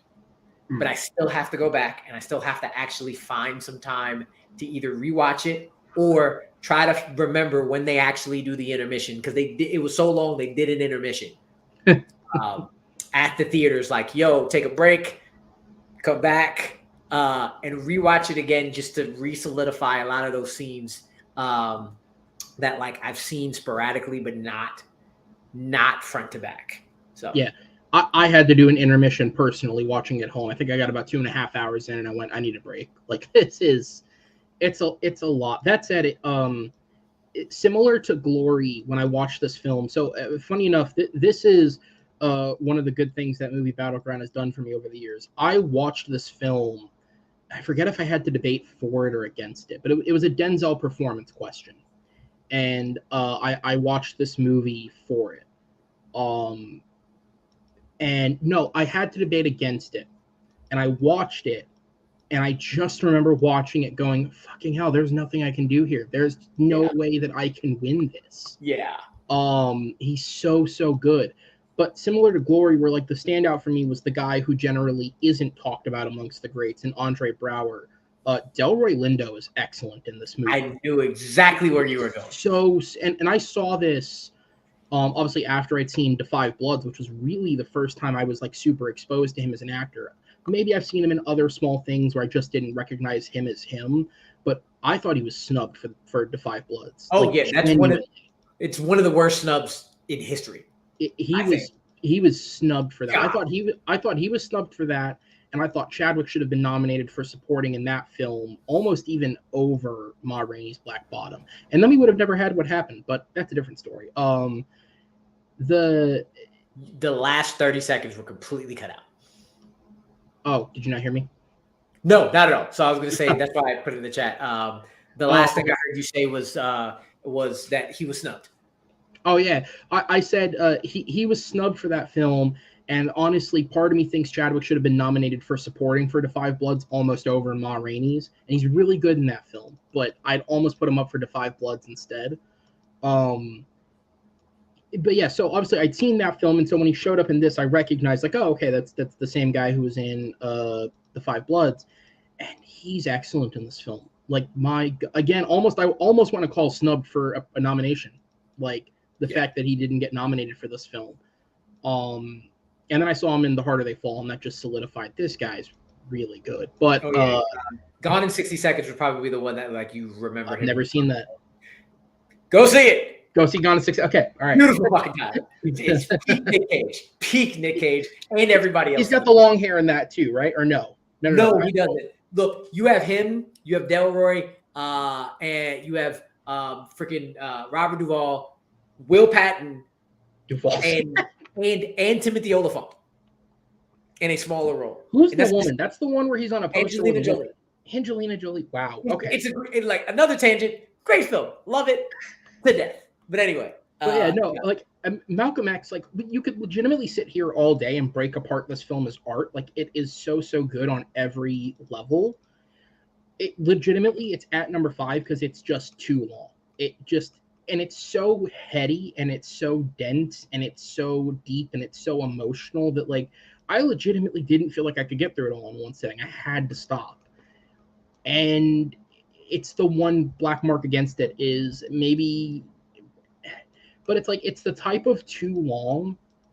And I don't know if maybe have you seen it more recently, or is it more just off of you've seen it? No, it's off of my history of I know how amazing this film is, but my gosh, I never have the time where I want to sit down and experience that again in one sitting.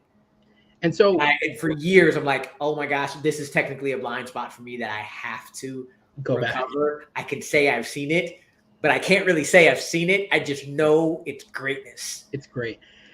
For me, it's the type of too long where, like, it's too long for me to watch in one sitting, but I genuinely don't know where you'd cut because all of it is so essential to the building of the story they're telling. And it's all so good that, like you almost have to just do what Netflix did to The Hateful Eight, like break it up. Like you almost have to just chunk it up and watch it in pieces, but it's so good. It's some of his best performing. I feel horrible. Who plays the wife? I forget offhand. So Angela Bassett. So well that Mario Van Peebles made a movie called Panther 3 years later, casted Betty Shabazz, was like, Angela, I need you to do that again. And she is great. She is excellent in this movie. Yeah, I like it's almost too good for words. Like that's honestly, it just you'd have to just sit here and break down all nearly 4 hours of it to really personify how good it is, and his excellent performance is at the center of it. And I have heard for years about the whole like, oh, Denzel didn't win thing, so he would win an Oscar later, which we'll talk about in a minute, and like that's just a makeup Oscar. For what it's worth, having now seen that film, that's not a makeup Oscar, but by God was he snubbed for Malcolm X. How the hell do you, to Scent of a Woman of all films, like get Pacino an Oscar for something else? How the hell do you not give this to Denzel? Yeah. It's Pacino. They should have known. Give it to, I don't know. Was he good in Heat? Like, give him that for God's sake. I'm trying to think of like other films, but yeah, man, it just that is one of the biggest win snubs in the history of the Oscars. Genuinely. Yeah. All right. So I just realized, like, looking at the list, both of my top two are not on your list, which makes this really interesting. Yeah. My number 2 is Fences. That's because I get another one. Subject matter I have not seen. That's fair. It's I think specifically that year there were like weekends I was like, I'm gonna go see Fences, and then something came up and I just couldn't see it, and then nobody around me wanted to see it because like I'm not watching that depressing ass movie. And I never got back around to it, so I haven't seen it. So Fences came out when, and actually technically I may have just turned 17 when this came out because it was 2016, I believe. But Fences came out in a time period where for a few years, I'll openly admit it, for a few years there when I was like first getting into film as a teenager, I would just walk into I wouldn't even know what the movie's about. I would just walk into something that like, oh, this has Oscars touted behind it. The classic one is always, I tell people this story. I got dragged to a birthday party for a friend of my little brother. And keep in mind, when this happened, I was like 14 years old. And I asked my mom for a movie to go see, for money to go see a movie at the movie theater next door. And I went to the window and I bought a ticket for whatever kids movie was out at the time. But I walked in, and playing next door to each other was The Wolf of Wall Street or 12 Years a Slave, both of which I'd heard were Oscar films. And for better or worse, I chose 12 Years a Slave, which is an excellent, excellent film. I don't regret seeing it. I was probably far too young to actually really fully understand it, but it is a masterpiece in and of itself. So Fences was one of those where I went to see it, but because I was getting driven around at that time, I missed like the first 30 minutes of it, but I still went in and saw the rest of the movie, and it was really, really good. Like I remember off the back part of that movie, most of the movie, but off like the back hour and a half of that film, I was like, Viola Davis deserved her Oscar that year. It was a really, really well-made film. I went back and watched it again for this the other day because it was like I did miss the first 30 minutes. Like I want to make sure. I watched 30 minutes of it. I stopped, and at the time I put it at number 1 on my list. And I'm going to go back and finish it because I have it saved on where I was. I'm going to finish it again. It's the truest testament of a stage play turned to screen in that it does feel like a stage play. It does. And that's probably the biggest hit against it is like the direction within it is not necessarily the most invigorating because it is staged like a stage play. But the acting in this from everyone, Denzel, Viola, Giovanna Depo, who obviously is more now known for like is it Overlord, the zombie film. I don't actually know by name who that is. Is that he was I think it's Overlord. It is, yeah. Okay, it is the guy who plays the son, right? Yes, yeah. Yeah, he's a really good actor. He's good, and he's great in this. You have Babylon. That's the other one he was in. Babylon, right? The trumpeter. Yeah. Yes. I remember sitting through most of Babylon. It didn't even click with me that that's who he was. I just remember sitting through most of Babylon being, I don't care about half of these characters, but give me more of that guy. That guy's interesting. I want to see more of that. Man, what a hodgepodge of a movie. But anyways, Fences, like Denzel, Viola, Giovanna Depo, for any Forrest Gump fans, McKelty Williamson, you have Russell Hornsby, you have is it Stephen McKinley Henderson? Yep, Stephen McKinley Henderson. Who, like, I remember watching Dune, and I sat through most of Dune going like, I fucking know that guy from somewhere, but I just can't place it. And then I looked it up afterwards, and it was this. And I was like, oh my god, everyone in this movie is at a fucking 11. And it probably helps that most of them were in the stage play together years before. It is a reunion of actors for the most part, but they're all just so good, and the emotion is so raw. The story, the general outlier of the story is it's set in the 1950s. It's about it's about black families in the 1950s, and more so just the generalness of society and all the various little intricacies of their lives. Denzel having been successful as a baseball player, but prior to the integration in the MLB, so he's got his anger with that. His son wanting to play sports and that being a conflict.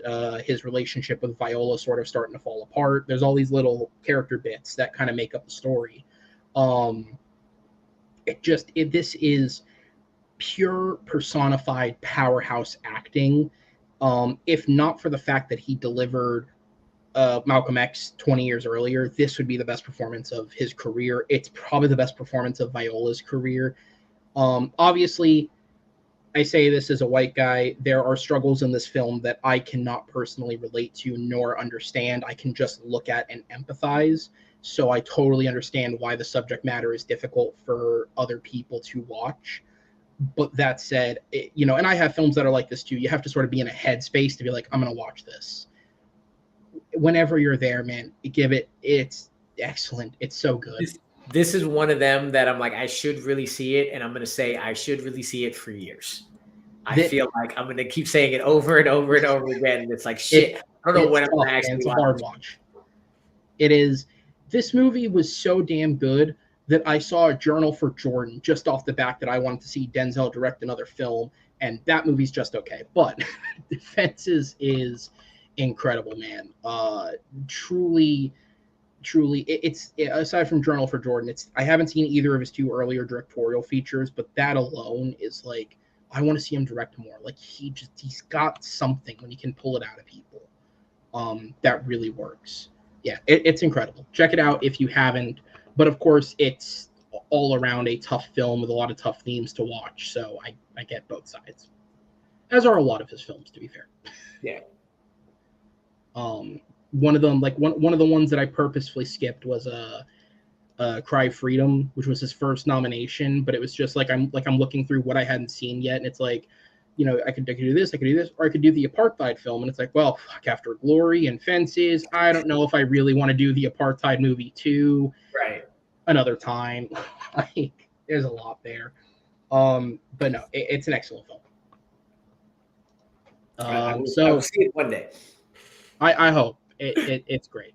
So your number one, sir, and I could never disagree with you despite it being sixth on my list. So take it away. King Kong ain't got shit on me. It is not my favorite Denzel film, and I also don't believe it is his best film. But out of the ones I've seen, for me, it is my second favorite. If I really, really think about it, though, again, for some reason, Deja Vu always creeps up in my head. I love that film. Okay. But it is my second. Now I really do have to check it out. It is my second favorite, and what I think is the second best out of what I have seen, because I haven't seen it, and it's similar to The Dark Knight to me, because a lot of people want to do revisionist history and say The Dark Knight isn't great. It's just Heath's performance. And people want to do revisionist history and say Training Day isn't that great. It's just Denzel's performance. And that is bullshit. That is utter bullshit. Denzel does what he does. It is one of his greatest performances ever. Again, I love asshole Denzel because he gets to dip a little bit into somewhat of a comedy bag, in his badass bag, in his dramatic bag, in his action bag. Nobody dies like that man. But even you have to have somebody next to him that you want to root for somewhat, because you're still rooting for Denzel even though you hate him. But you've got to have somebody that you can empathize with. And Ethan Hawke is an amazing fucking actor. Yes.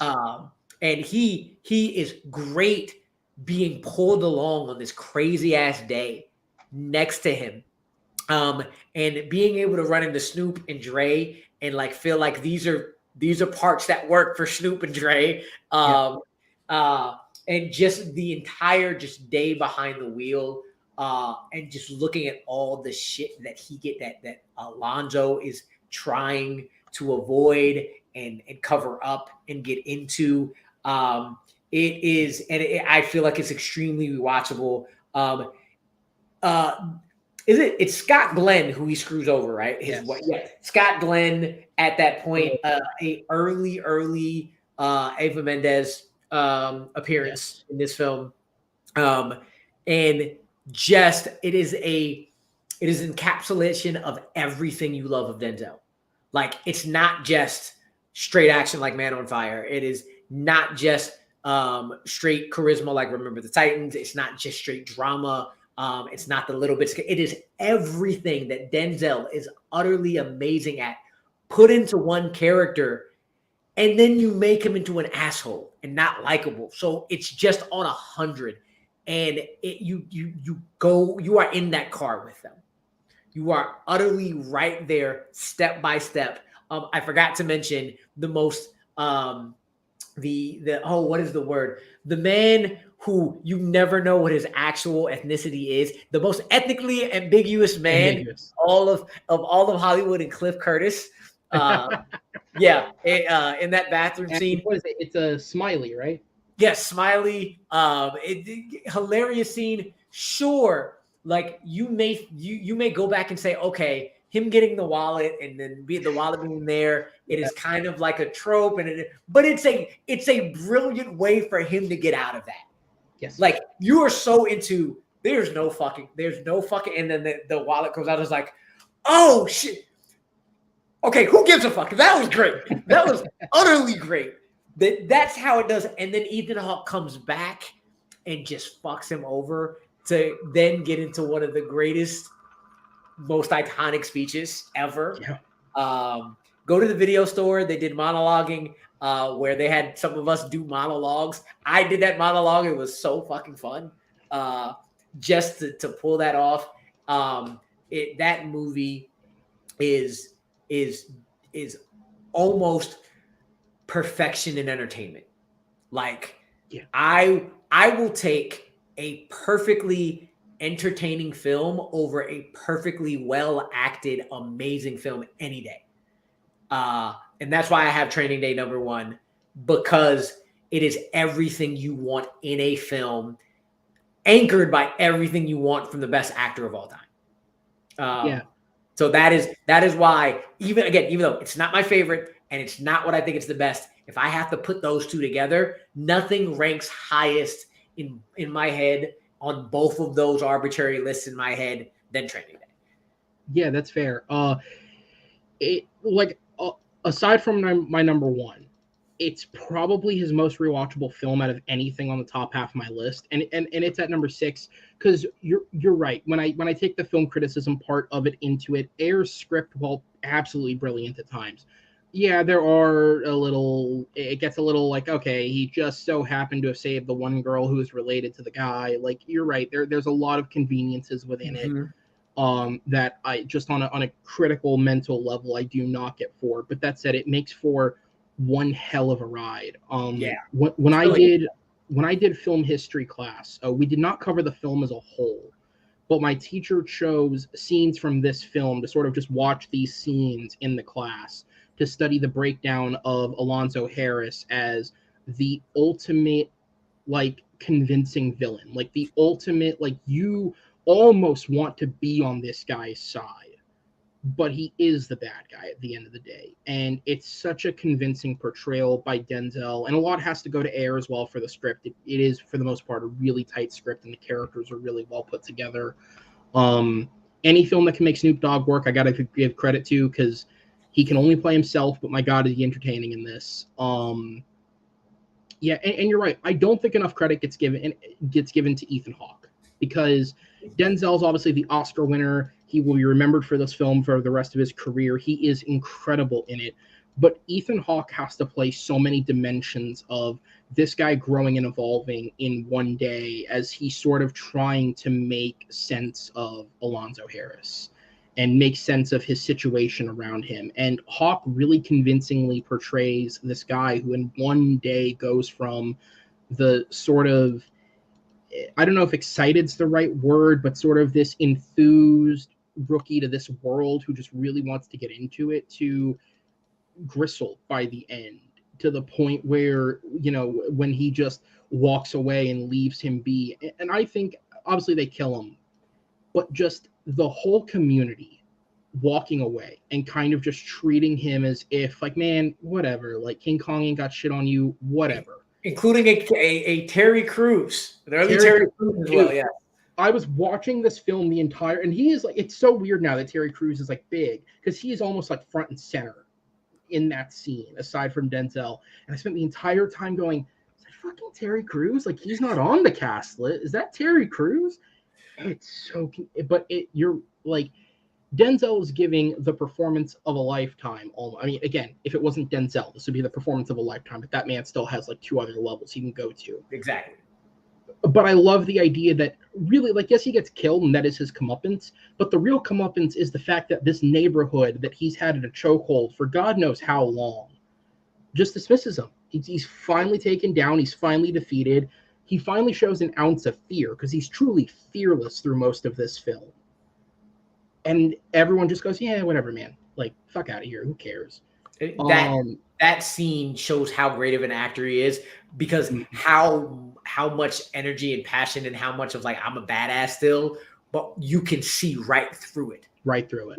Where like, you still are scared of this man, but you see the fear while he's trying to put fear in you. You see it utterly. And to be able to do that is a really hard thing. And the genius of that scene and his performance is, like, again, the first time I saw it was in film history class, where we're watching segments of this film to sort of just kind of study the basic path of this character and how to write a character like this. I mean, not that anyone in a film history class out of Florida is doing this necessarily, but just to study the idea, right?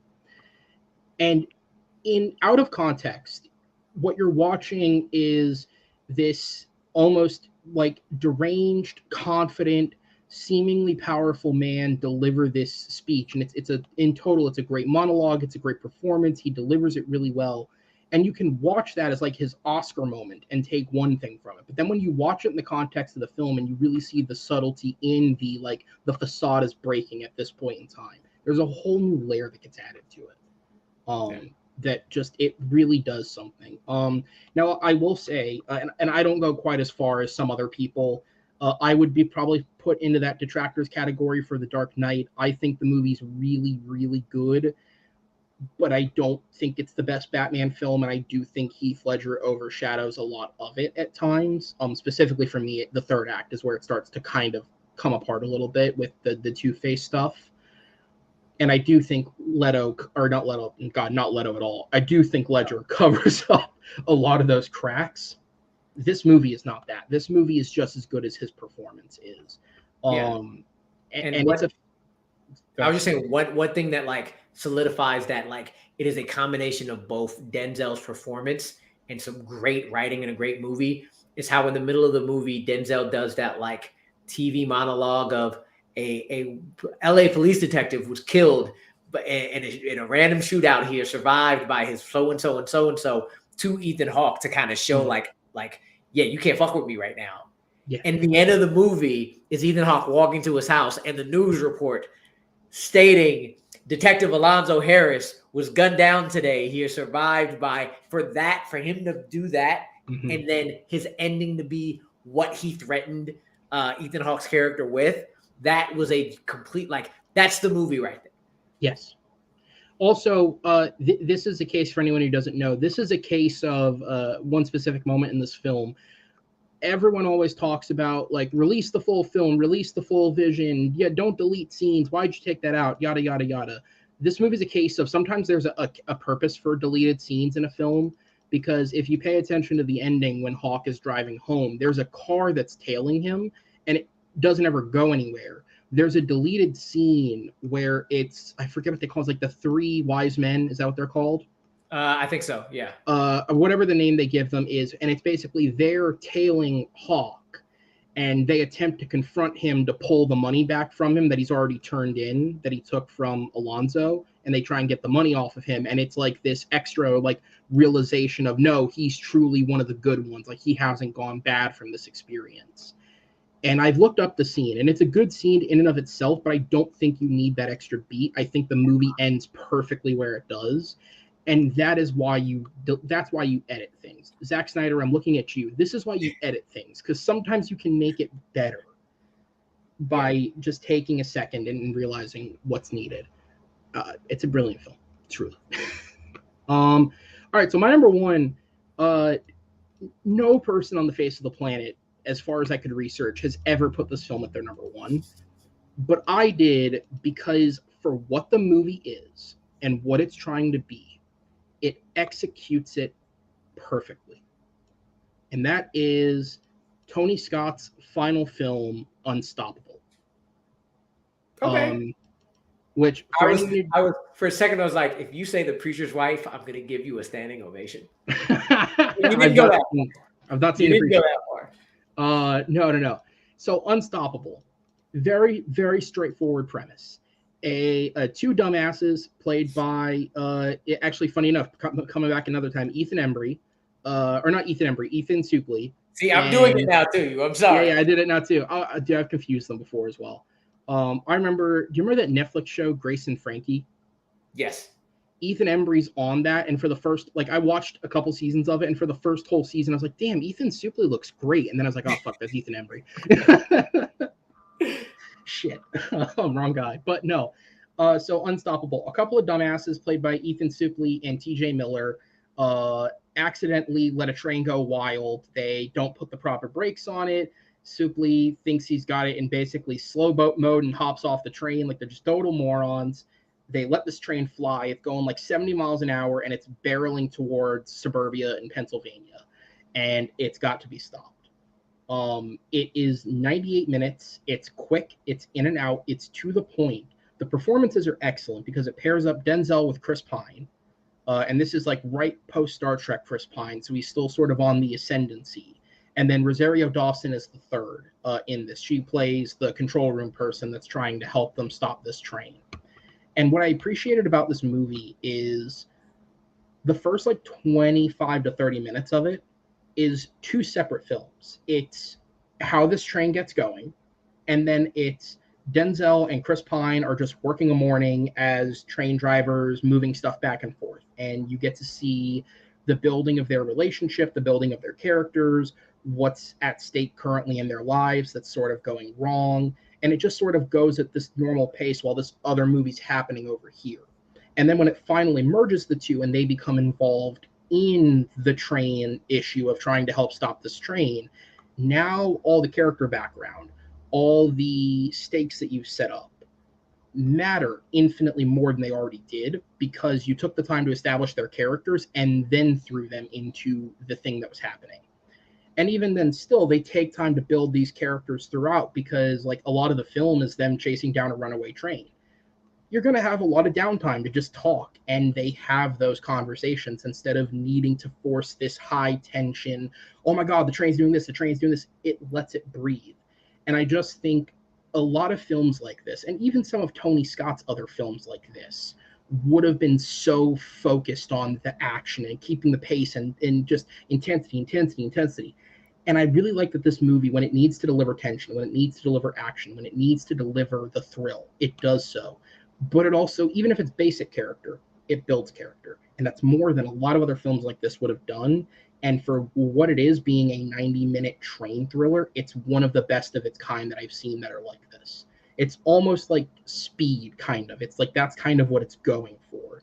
Except instead of a bunch of hostages on a bus with a bomb, it's a speeding train that has chemicals on it. And so, but whereas like something like Speed, which is really, really thrilling, doesn't necessarily give a lot of time for character because it is all about keeping the action anteed. I like that this has its moments where you get to know these two.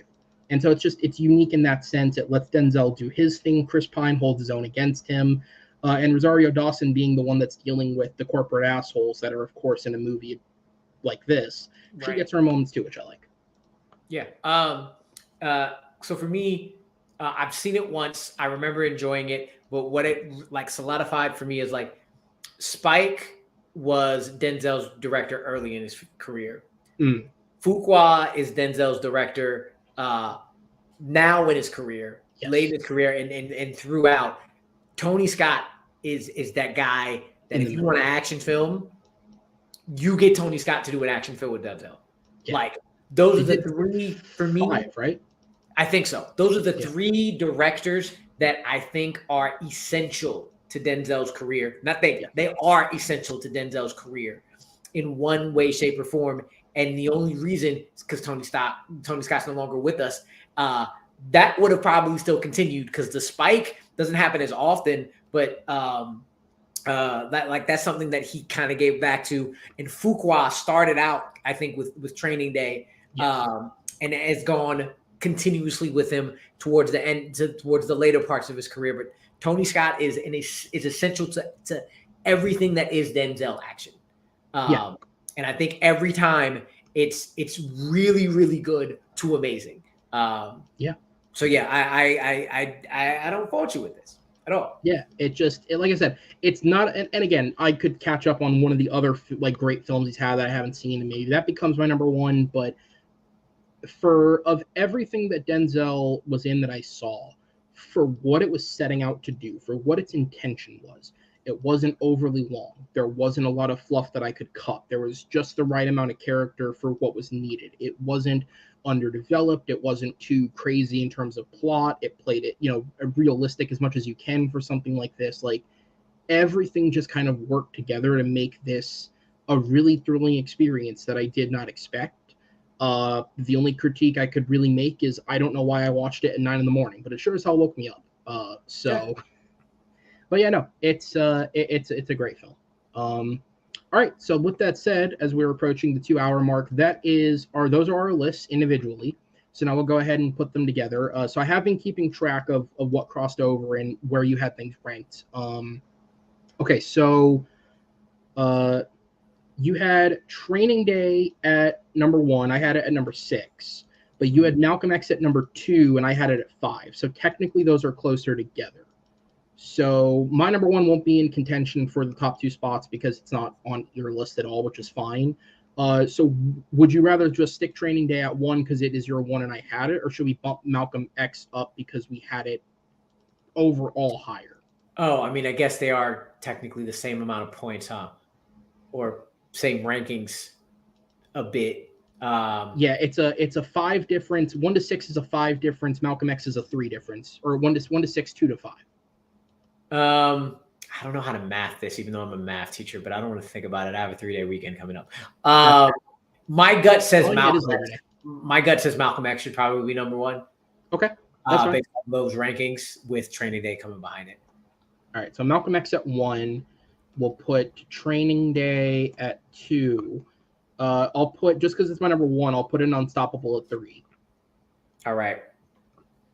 And then next up on my list, we would have my number 2, which is Fences. And then your 3 is Glory, which we also have. So should my 2 go next, or do you want to put your 3? I feel like Glory, just because it's on both and it's high on mine, would be 3 with Fences being 4. Okay, sure. So we'll put Glory at 4. We'll put Fences at 5. Oh yeah, wherever that is, yeah. Yeah. Then He Got Game would go next because it's my 3, your 9. We have that as crossover. All right, and then the only other crossover we have left is because I added Remember the Titans, so I'll go ahead and put that in at 7 because that's a good midpoint between. Yeah, that makes sense. All right. So then let's see what's next. All right. So we both have our 1s. We both have our 2s. We both have our 3s. You have Remember the Titans on there. So Philadelphia would come next. That's my 4. Yeah, I for sure. Then my 5 is Malcolm. That's already on there. Your 5 is Man on Fire. So that would make it. Training Day is my 6. John Q is your 6. So that would make it. And then if we go to our 7s, my 7 is Glory. That's already on there. Your 7 is Deja Vu. That'll be 11. All right. That'll make it. That'll make it just about even. All right, so because we still don't have any type of proper presentation, these are the top 11 Denzel Washington films. If you want to announce the number, just so they don't hear my voice. Before that, I will say I was looking through one in 61 credited, 62 because another one's coming up. Credited appearances. There is one movie that is not good. Okay. And if you haven't seen it, don't. And that's The Little Things with him. I've seen that one. Actually, that movie is not good. That is the one I saw. That was like, ah, damn. That movie's horrible. That movie's bad. That is the one I saw. He's still good in it, by the way. He's still good, of course. But he could not do enough to save that film. No. I don't know who's overacting more, Jared Leto doing exactly what we expect, or Rami Malek trying to play an American detective. I don't know what's worse. Yes, it's pretty bad. But after that bad, now the good. Number 11. Deja Vu. Number 10. John Q. Number 9. Man on Fire. Number 8. Philadelphia. Number 7. Remember the Titans. 6. He Got Game. 5. Fences. Number 4. Glory. Number 3. Unstoppable. Number 2. Training Day. And number 1. Malcolm X. I really enjoyed and laughed and chuckled a little bit that Unstoppable was right there between those three. The entire bottom of the list is his action career, and then we take a hard left into Philadelphia, and then Unstoppable just in the middle of all these incredible dramas. No, truly though. I mean, what three or four of those is Deja Vu also Scott? Yes. Deja Vu is also. So there you go. Three of the Tony Scott films made it on that list. If that tells you anything about their collaborations. So before we wrap up here, because we had both said there were films we hadn't seen yet. Obviously, some of them came up on the list. Are there any more that made it, or are there any more that you considered? That I have seen or have not seen, or that either or, whatever you want to talk about. So the first one immediately was Inside Man, which sounds like my perfect movie. Heist film, Denzel, Spike Lee, not going full Spike Lee, but for some reason, I've seen it once and I didn't remember it, and I've never gone back, and I don't know why. I should probably watch it again, but that was 11. John Q was the movie I forgot about. Okay, yeah. So, but before we went live, as I'm literally getting ready to press live, he goes, "Hold on 1 second, I just remembered one." Yeah, John Q was the one that went in and bumped Inside Man. Inside Man was another one like Malcolm X. I was like, there's no way I'm not putting this on here because I know how good this movie is, even though I haven't seen it in a long time. So I put it at 11, and that got bumped to 12. I haven't seen The Hurricane. Same. I haven't seen Out of Time in a long time. So that's why that wasn't up there. And I feel like it wouldn't make lists, but everybody, if you're a Denzel fan, you have to go watch The Preacher's Wife. That is the closest thing to a comedy or rom-com or Denzel not doing Denzel things that you're used to. It is straight romantic comedy with Whitney Houston. Really? Yeah. And Courtney B. Vance. I like Courtney B. Vance. And I believe it's Courtney B. Vance. Yep. And Denzel plays an angel. It is the least Denzel thing you'll ever hear of. I kind of want to go after that. Once his career got started, it's one you must see. There's no way in the world I would have put this on here, but I saw it. I was like, I saw this in theaters, and I remember how ridiculous this was. And this is just on the cusp of not being bad, but it's really so bad it's good, and it's Virtuosity. That's what I've heard. That's what I've heard about Virtuosity, is that it is so bad it's good. And then some. Oh, another one that I was gonna have on there, and I'm sorry, I'm kind of taking all of them. No, go. Devil in a Blue Dress. Okay. I've been asked the question recently a bunch, who's my favorite actor? And it's a really, really hard question, but there's one person that just comes to my mind every time, and I accept it, and it's Don Cheadle. There's two movies. There's Devil in a Blue Dress, and there's Mo Better Blues, and they're kind of similar. But I just want to make sure. Yep, it is Devil in a Blue Dress. one of Don Cheadle's most hilarious, most memorable, best performances. He plays this dude named Mouse. It's Denzel's right-hand man, and it is like, yes, fucking yes, Mouse. Don Cheadle is legitimately one of the most underrated actors in all of Hollywood. Like I didn't realize just how long he had been in the industry. Because again, being a little bit younger, like my first big exposure to him would have been probably Iron Man 2. Which I mean, he's good. The movie's sad, but he's good in it. But like I remember for one of my film classes, I watched Boogie Nights for the first time. I just had no idea he was in that, and I was like, "Oh, like he's been around for a lot longer than I think he's gotten recognition for, and he's so good in everything." Yeah, that man is 58, and you would not know it. Jesus Christ! Yeah, who do I have to sell my soul to look that good at 58? I'm sorry, you have to be black or white and mind your business. Yeah, white people who mind their business also age a lot more gracefully. Yeah, Paul Rudd, dude, who's your guy? Like, exactly. Who's your guy? Exactly. But yeah, Devil in the Blue Dress was the other one that was like on my list and really, really close. It was just one of the ones. I was younger. It wasn't like a huge like genre or thing that like I would love to go back to, but I've seen a bunch, or I've seen it at least a couple times since then. And Don Cheadle's performance is top notch entertainment. For me, so the big ones that, because obviously I started out like looking at his whole filmography and then sort of picking from there. The big ones that I had intended to watch for this that I cut. Obviously, you had American Gangster on your list, which I had not seen, and Antoine Fisher as well. Those were two of them.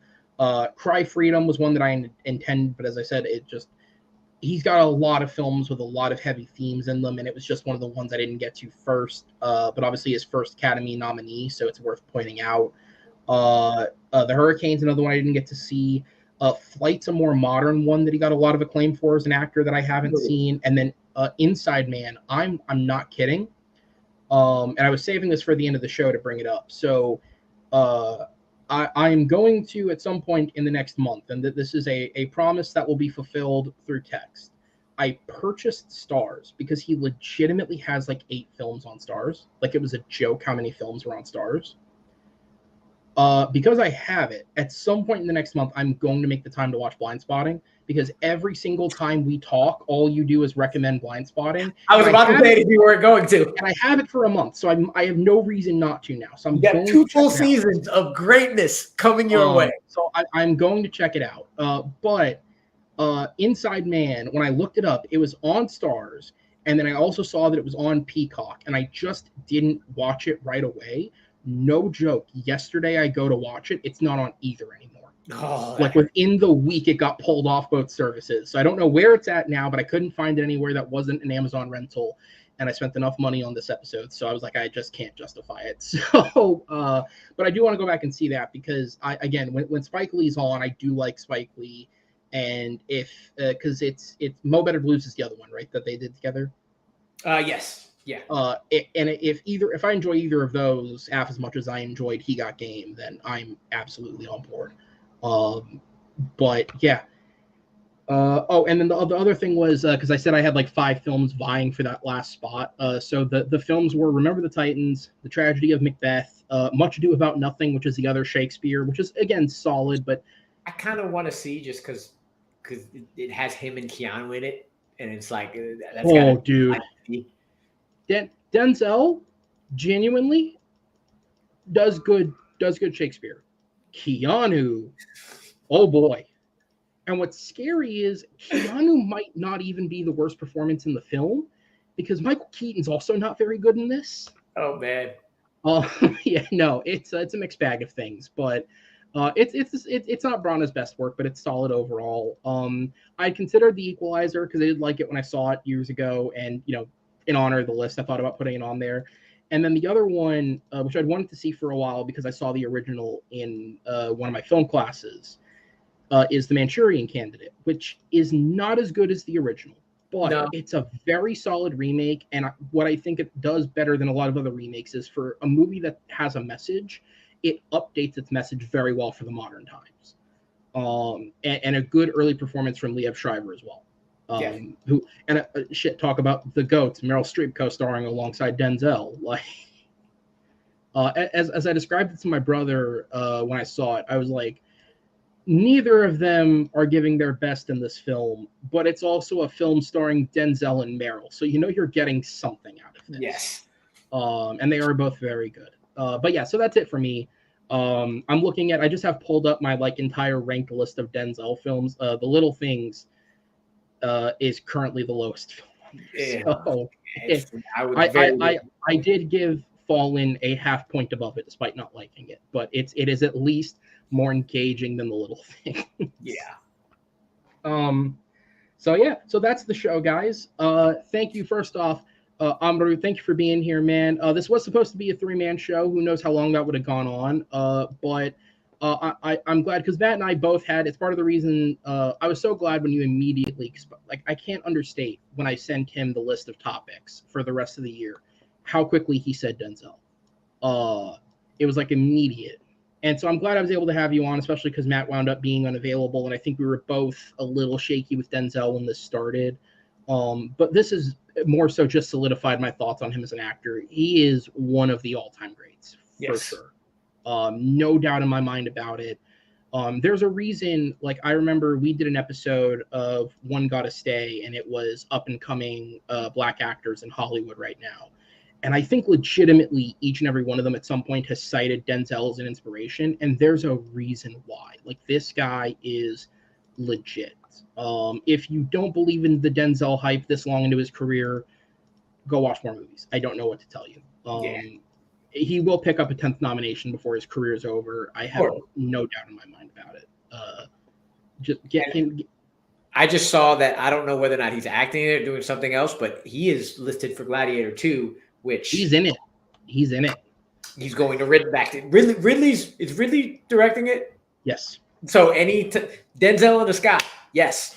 Yes. But yeah, 100%. No, I totally forgot that exists. Yeah, no, he is in that.